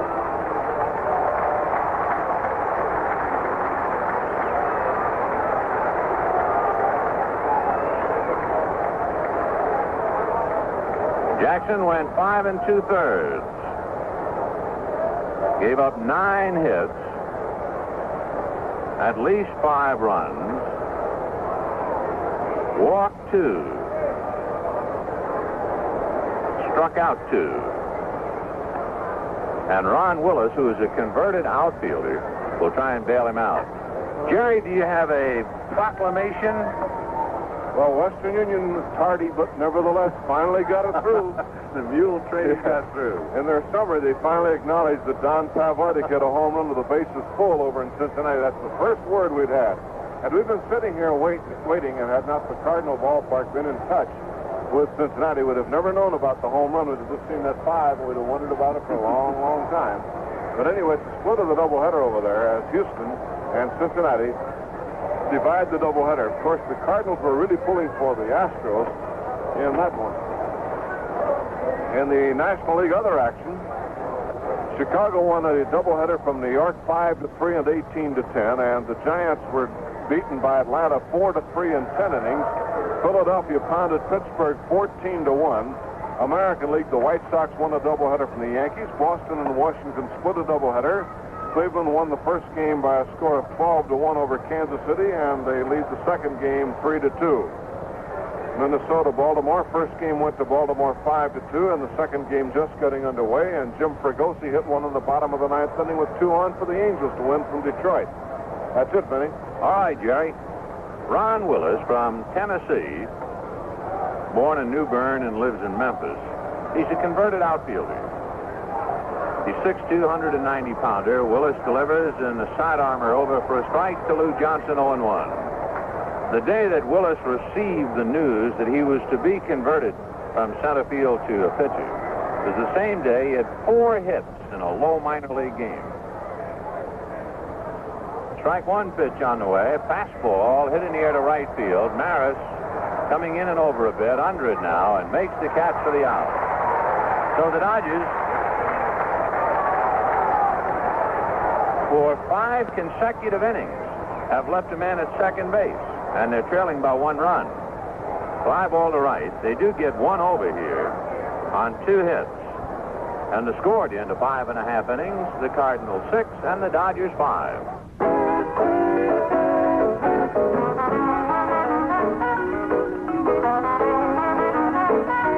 Have you ever tried to explain baseball to someone who doesn't know anything about it? Somehow, somewhere, between the number of players on a team and an explanation of the infield fly rule, the excitement gets lost. Well, the same thing can happen when I talk about Packard Bell products. Like baseball, there's a lot of excitement in Packard Bell products. Take a Packard Bell stereo console. I can tell you about the 100% solid-state tuners and amplifiers, tell you there's a minimum of 6 speakers, talk about the Gerard turntables, and, of course, the hand-finished Packard Bell cabinets. But that doesn't get us to first base on the exciting features of Packard Bell stereo consoles. Whether it's baseball or Packard Bell stereo, you have to be there at your Packard Bell dealer. That way, none of the excitement is lost. You can tell it's a Packard Bell by the sound, pure and simple.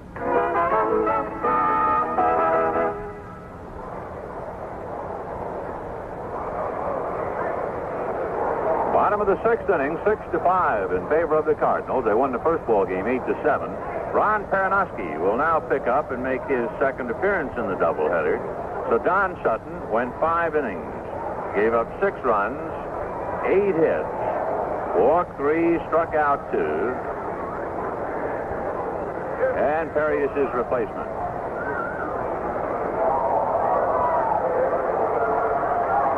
Pernoski worked an inning and 2/3 in the first game and gave up 2 runs.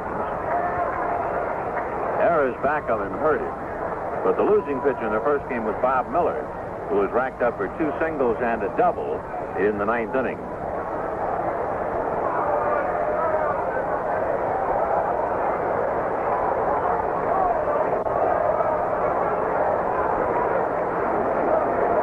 Julian Javier will lead it off. Pernoski ready and delivers big change high. Ball 1. 1-0. Javier, Maxville, and the pitcher Ron Willis. Jim Lefevre up even with the bag at third. Pernoski checks the scoreboard. Ron ready. 1-0 pitch on the way. Curveball over for a strike. 1-1.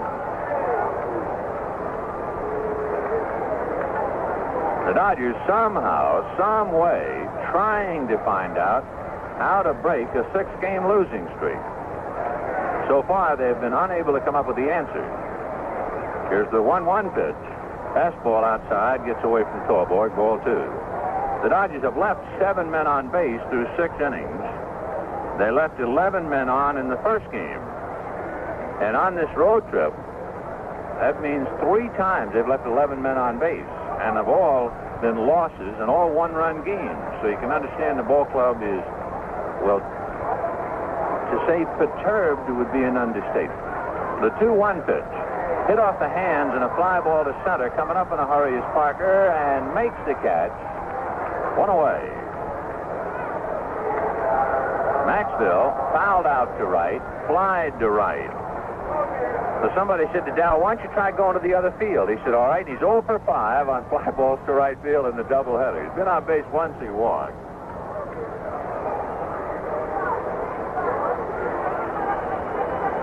Of course, he's not a strong enough man to be considered a real pull hitter anyway. Pernoski delivers, fastball outside, ball 1. So he's got to hit the outside pitch to right. He weighs about 150 pounds. Here's the 1-0 pitch to Dow. Fastball hit to right center for a change, and Parker's there to catch it for the out. So Maxville keeps going the other way for outs. And 2 down, Ron Willis, the ex-outfielder, coming up. Boy, talking about ex-outfielders, how about the Mel Queen story? That's enough to make a picture. Gee whiz. Boy who just started to learn how to pitch, and he's 7-1 with the league-leading Cincinnati Reds. Mel Queen. The pitch to Willis high, ball one. You know what Queen's earned run average is? 1.9. Imagine. Fella just starting out. There's a line drive base hit for Willis, who still knows how to swing the bat. So he swings like an outfielder and singles to center. Hit number 1 off Karanowski, number 9 for the Cardinals. And it brings up Lou Brock. Brock, considering the fact that he is an explosive ball player, has been relatively quiet today. He walked and scored a run in the first inning of the first game, walked and scored a run in the first inning of the nightcap. But that's not usually enough for him.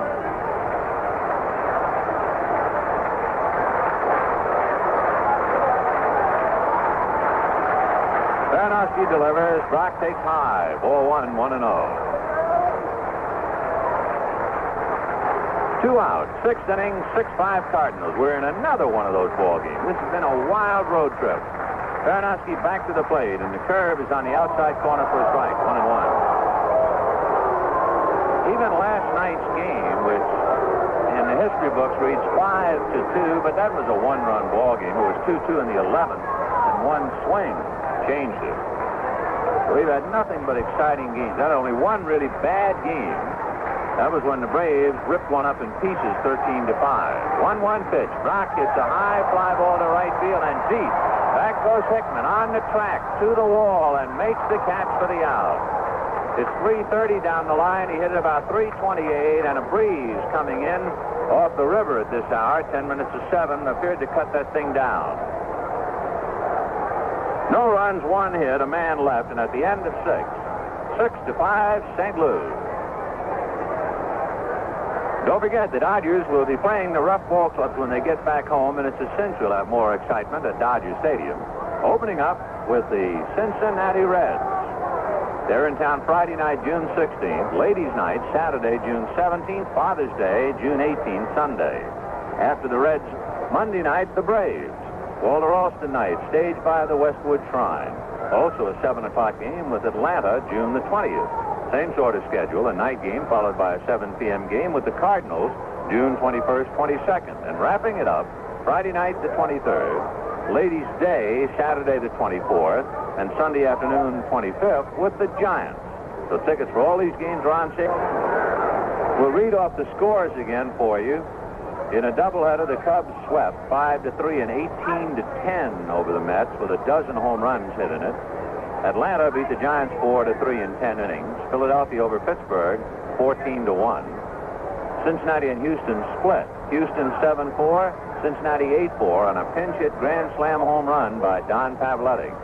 American League, Washington and Boston split. Boston 4-3, Washington 8-7.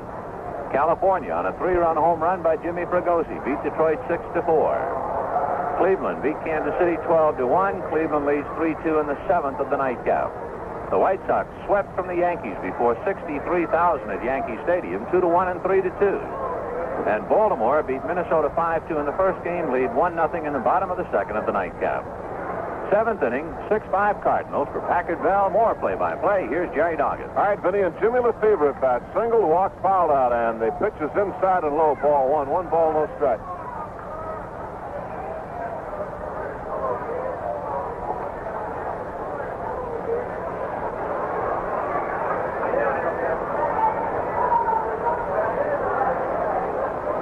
Ball 1 to Lefebvre, backs out. Jimmy in the first game had a 9th inning home run to drive in 3 runs and tie the score.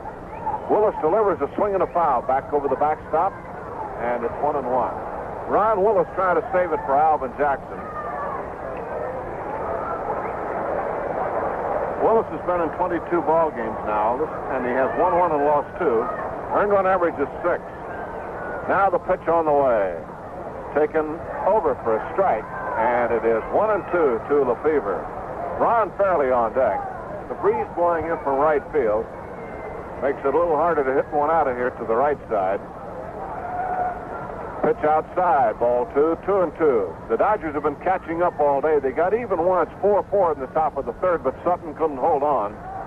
And the Cardinals went out to a 6-4 lead. The Dodgers got one back in the 6th inning.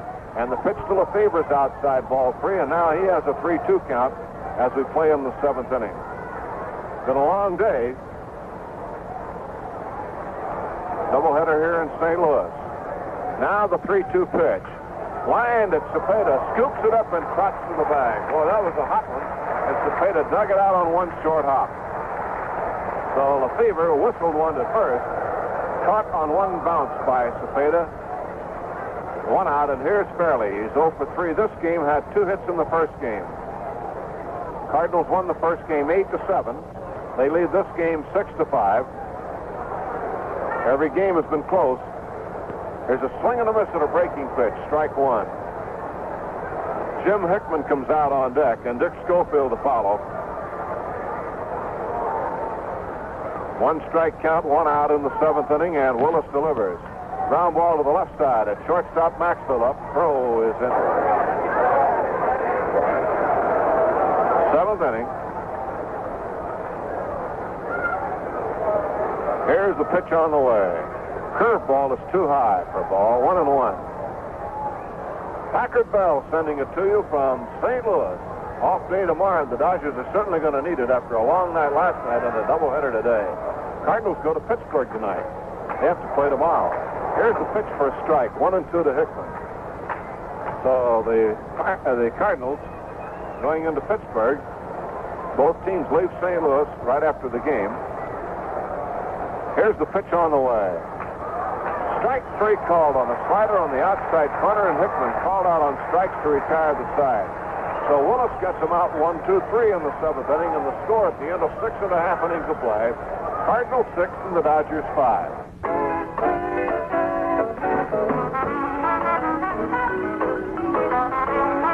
Packard Bell puts the best in home entertainment inside truly beautiful furniture. Take a Packard Bell color TV stereo combination. It'll give you precise, true color reception anytime you like, or just pure sound. Your favorite record or radio station as it should sound. It performs beautifully while it's on. But there'll be times when you want silence, some conversation, or just peace and quiet. And the Packard Bell color TV stereo combination provides the most beautiful silence in the home entertainment industry. The silence of fine furniture. Available in 7 models at your Packard Bell dealer. You can tell it's a Packard Bell.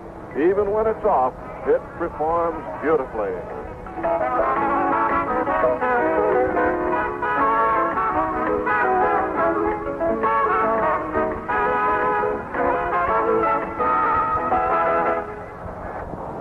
We will be back on side 2 to continue.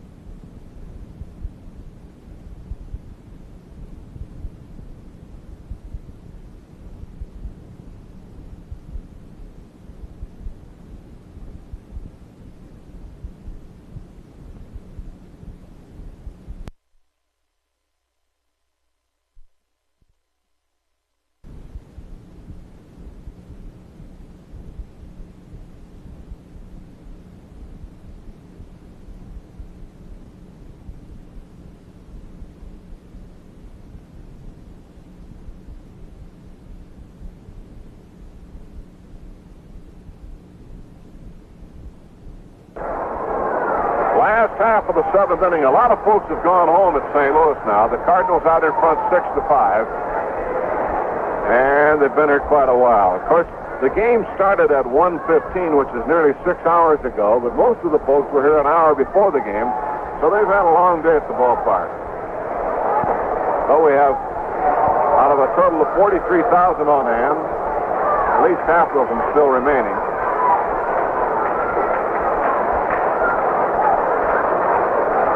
Here's Bobby Tolan's bat to face Ron Peranowski in the last half of the seventh. Ron ready. Now the pitch.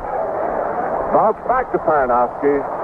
Throw to first base in time, and with one out, we'll pause for station identification. This is the Los Angeles Dodgers Radio Network. This is KOY Phoenix.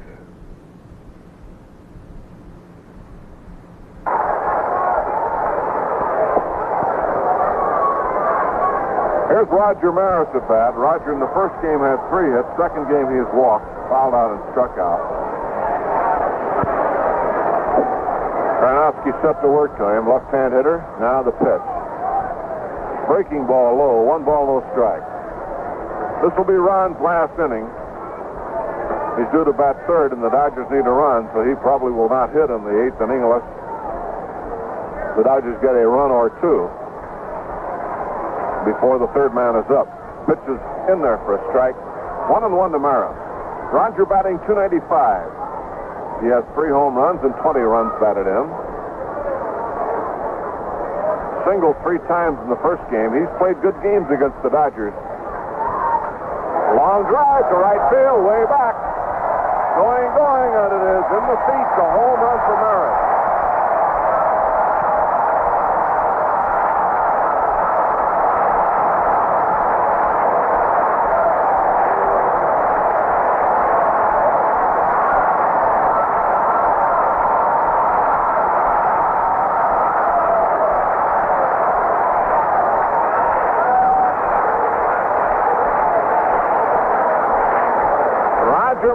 Swinging left-handed against the left-hander Ron Peranowski, hits it in the seats in right field, and it is 7-5 the Cardinals lead, and Peranowski now has yielded his second home run. Harry doesn't give up very many, and Maris hit that one deep to right field, and the Cardinals back to a 2-run lead. Here's Cepeda at bat now as Peranowski gets set. Cepeda's had 2 doubles, 3 RBIs. Bouncing ball towards second. Ron Hunt on the outfield draft throws to first in time, 2 outs. So Maris gets his 4th hit of the doubleheader, and this one is a big one. Puts the Cardinals back to a 2-run margin, and in a ball game like that could be a very big run. He takes the butt away from the Dodgers when they come up in the 8th inning.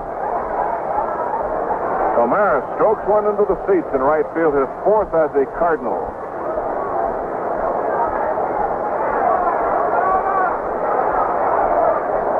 Here is Shannon at bat, and he's had a big day. He's driven in 5 runs today. Here's a curveball for a strike, 0-1. Mike Shannon, the third baseman. Last half of the 7th inning, 7-5 in favor of the Cardinals. Trying for a sweep of the series now over the Dodgers. Fastball is low. 1 ball, 1 strike to Shannon. Home run by Maris. Gives the Cardinals a 2-run lead. They led 4-0. The Dodgers caught up, fell behind 6-4, caught up to 6-5, and now back to 7-5. Fastball low, 2-1.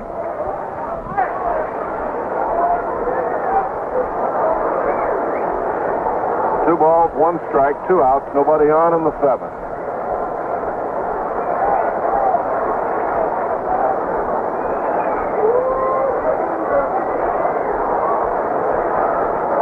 Here's the pitch on the way. Too high, ball 3, 3-1. Dodgers have Schofield, Torborg, and Peranowski spots due up in the 8th inning. And they're going against Ron Willis, who came in to relieve Jackson. Now the 3-1 pitch. Curveball for a strike, 3-2. Full count to Shannon. He's had 2 hits this game, 3 hits in the first game, and 5 runs batted in the doubleheader. Playing third base. Pop foul out of play.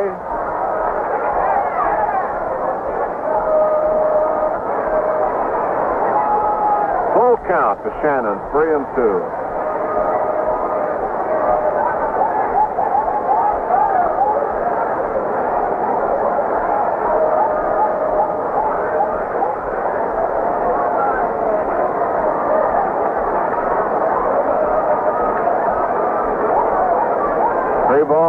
strikes with 2 men out.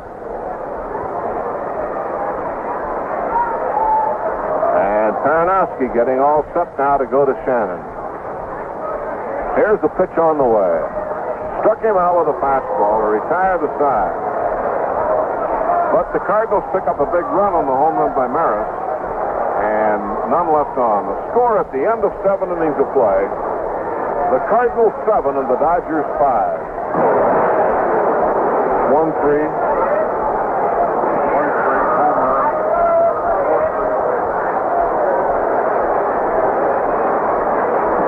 Okay, the 8th inning, and the Cardinals lead 7-5. Back to action. Here again is Vin Scully. Vinny? All right, Jerry. Dick Schofield will lead it off. He'll be followed by Jeff Torborg. At least he's due to be followed by Torborg, but I see Roseboro going over to the bat rack and putting on a helmet. And then after Torborg comes Paranowski's spot. Ground ball to the hole on the right side. Javier plugs it up and throws him out. 1 away. Schofield, ground ball to Javier. Now Johnny Roseboro coming out of the Dodger dugout to hit for Jeff Torborg. 7-5. Cardinals trying to sweep.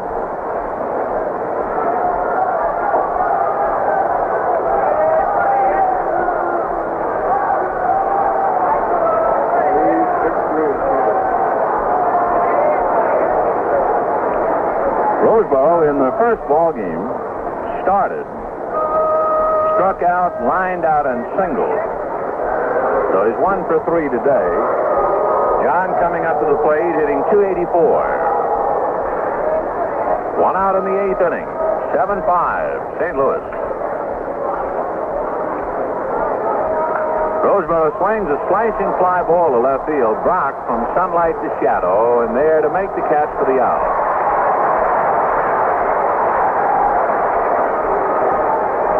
So Roseboro, a fly ball to left field. Now Willie Davis will come up and bat for Ron Paranowski. Davis giving a rest in the second game, now makes an appearance. The Dodgers used 4 pinch hitters in the first game, and they have now used 3 in the nightcap. Fastball is hit down the right field line, foul into the Cardinal bullpen. Retrieved by Bob Milliken, who at one time picked up Dodger checks. Big pitcher. Willie Davis hitting .280. 2 down, 8th inning, 7-5 St. Louis. Ron Willis kicks in the right-handed, delivers, and Willie strokes it right through Cepeda's leg. Over to get it is Maris, and Willie holds on. It will go as a base hit.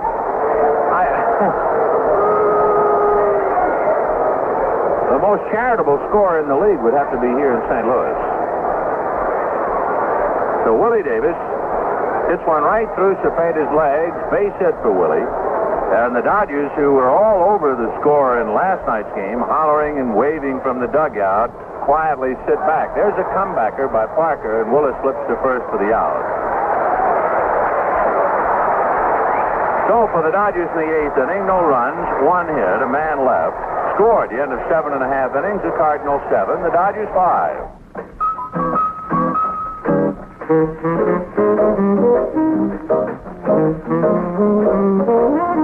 If a baseball manager doesn't make the right adjustments during a game, he's in trouble. He's got to know when to use a pinch hitter, when to use the hit and run. His adjustments keep the team fine-tuned, playing its best. The same thing holds true with TV sets. If a TV set can't adjust itself to give the very best picture, you're in trouble. That's one of the nice things about Packard Bell TV. It adjusts itself automatically. Take set and forget fine-tuning, for example. With other sets, you have to fine-tune every time you change channels. With Packard Bell TV, all you do is fine-tune each channel once. From then on, every time you change channels, it fine-tunes itself. And you can get it with both black and white and color sets. Stop in and see Set and Forget Fine-Tuning at your Packard Bell dealer. You can tell it's a Packard Bell. It never forgets.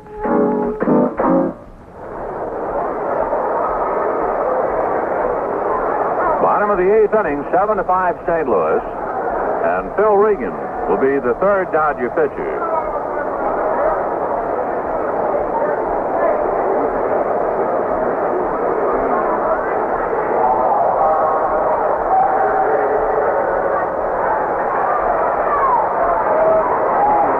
Dave Ricketts will be coming out, switch-hitting catcher, batting left-handed. And Phil Regan tuning up with Johnny Roseboro.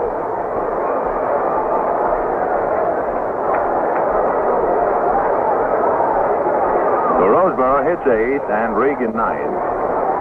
Regan did not pitch in the first game.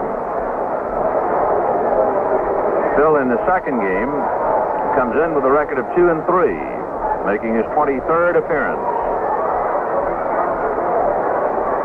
7 runs, 10 hits, and an error for the Cardinals. 5 runs, 10 hits, no errors for the Dodgers.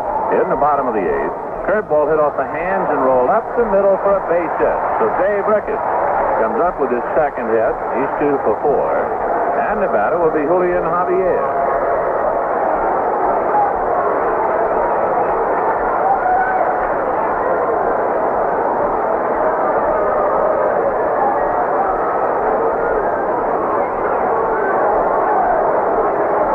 Lou Brock and Dow Maxwell are hitless in the Cardinal lineup.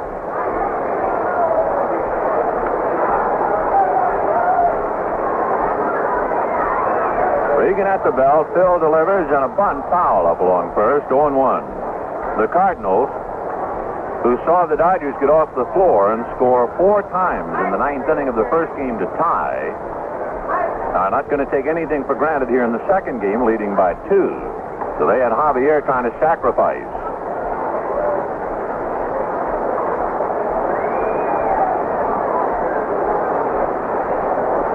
0-1 the count to Julian Javier. He singled to center and twice flied to center. Right-hand hitting second baseman. Charging the plate is fairly in a full swing that time by Javier. Strike 2. So they took the bunt off. Javier swinging a 35-ounce bat. He's not a big fella, so he's letting the bat do the work. Cepeda swings about the heaviest bat in the league that I know of. Orlando has a 40-ouncer. Clemente will swing a 38 and a 39 occasionally, and so will little Matty Alou. Strike 2 pitch, outside, ball 1. Javier is about 174 pounds at the start of the year anyway.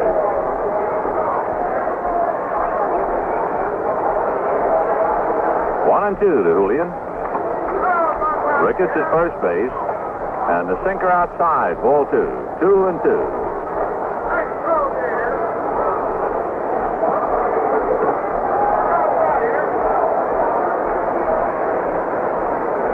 Ricketts standing at first. We're in the bottom of the 8th inning, 7-5 St. Louis. Cardinals won the first ball game, 8-7. Regan sinkers, swung on and missed, strike 3. So Javier strikes out. And the batter will be Dow Maxwell. Maxwell, in this doubleheader, hit 5 fly balls to the right fielder. And then his last time up, he flied to right center to the center fielder. So he's 0 for 6. Dow returning to the starting lineup after Bressu had played short to give him a rest for a couple of days.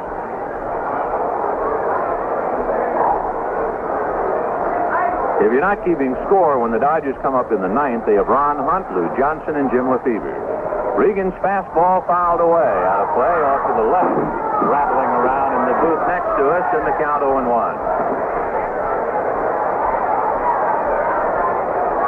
No balls and 1 strike to count.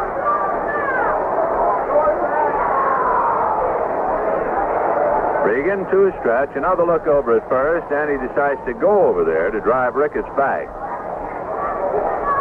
1 out, bottom of the 8th, 7-5 St. Louis. They've rolled a natural, 7-11.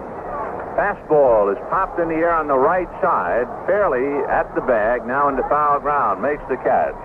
So Maxwell always going that way today, and to no avail. He winds up going 0 for 7 in the doubleheader. Here is Ron Willis, trying to save this one for Alvin Jackson.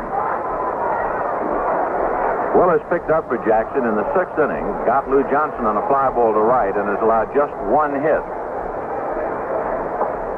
Left-hand batter grounds it down to Schofield. Dick up with it, has to go the long way in time for the out because they were playing Willis to pull, and Hunt couldn't get to the bag. In the 8th inning, no runs ahead, a man left. 8 innings of the 2nd game in the books, and the score: the Cardinals 7, the Dodgers 5.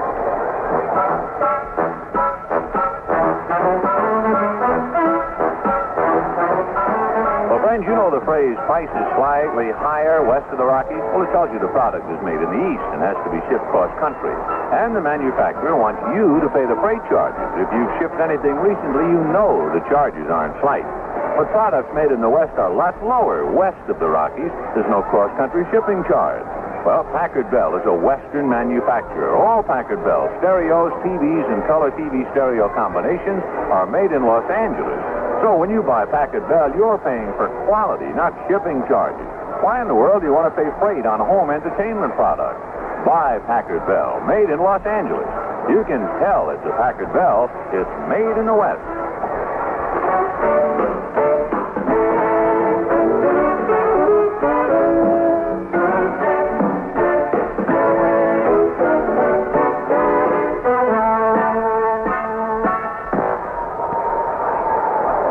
Inning, 7-5 in favor of St. Louis.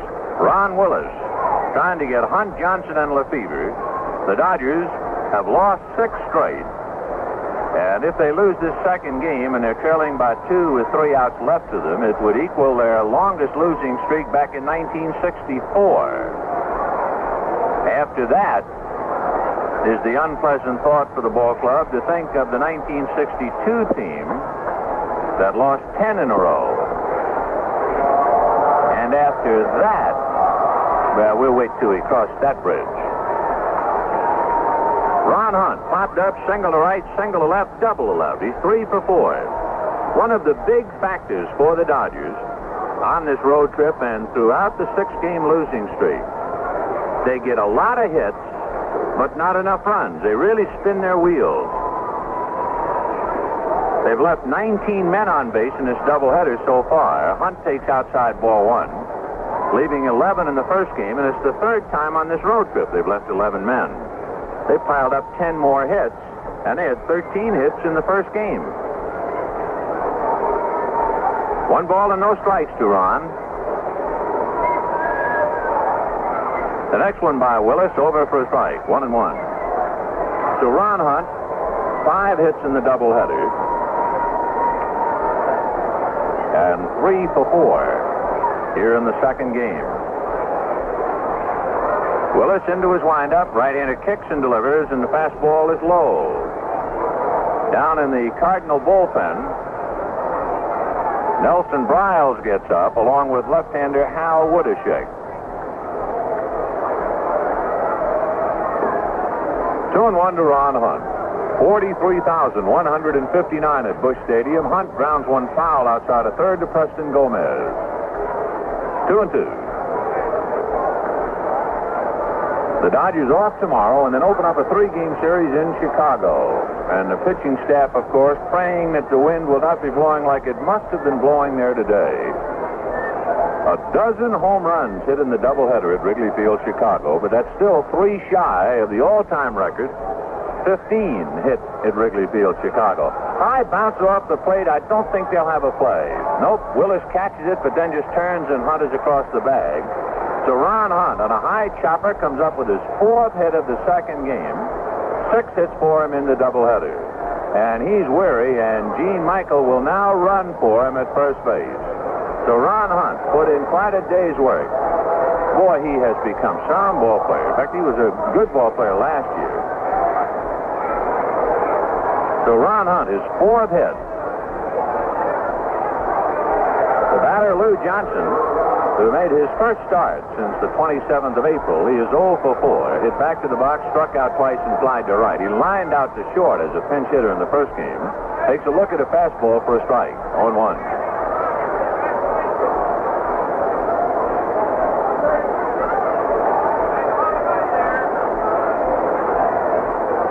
The ball Cardinals, one strike to Sweet Lou. Willis fastball over again, 0-2. Johnson, being brought along slowly, made a couple of two pinch hit appearances in Atlanta, one of the two a home run, then pinch hit in the first game and lined out, and now started in the nightcap. Curve outside, Ricketts down on his knees and skidding as he gloved it. 1-2 to Lou.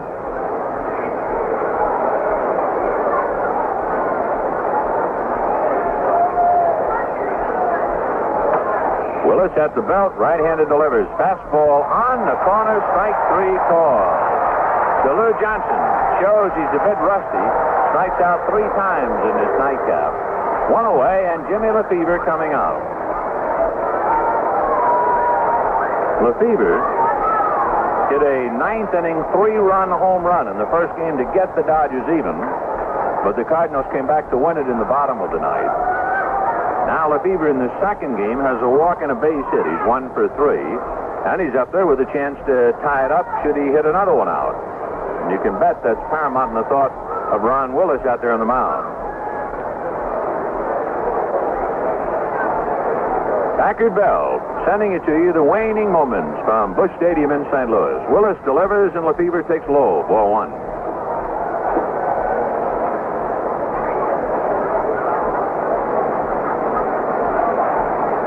Gene Michael inching off the bag. Willis set at the belt, and the 1-0 pitch is fouled away.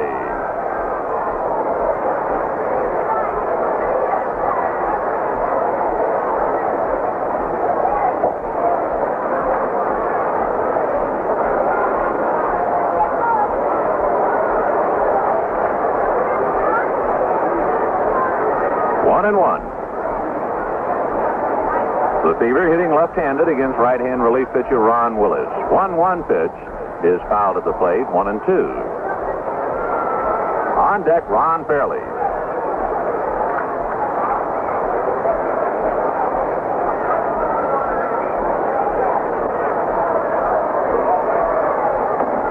Now, catcher Dave Ricketts comes over to get a towel to dry off his face. Dave wears glasses, and no doubt with the mask on over the glasses, the perspiration running down over the lenses, and he had to get a towel to clear the vision. Okay. 1-2, the count of Jim Lefebvre. Willis delivers. Jimmy swings. Ground ball slowly to Cepeda. His only play at the bag, and down to second base goes pinch runner Gene Michael. So the Dodgers have 1 out left to them, and Ron Fairley at the plate.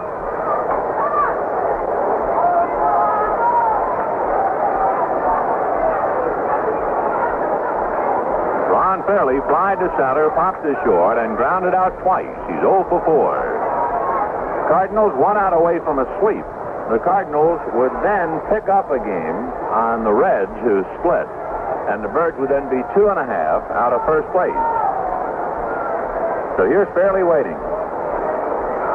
Willis at the belt, looks back at Michael at second, and the pitch outside to Ron, ball 1, 1-0.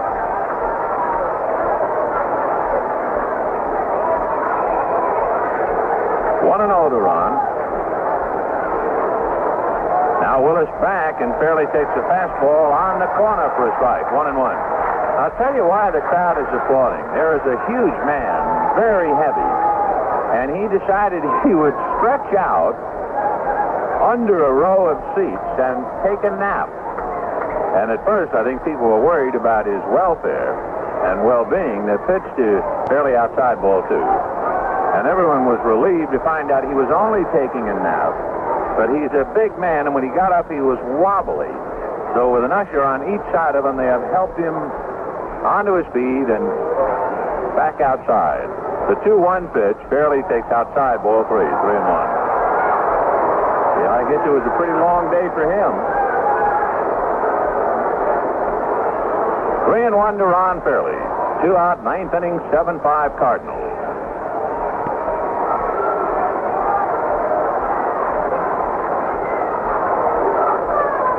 Willis ready in the 3-1 pitch. A ground ball, back of first. Up with it is Cepeda. Turns underhands to Willis for the out.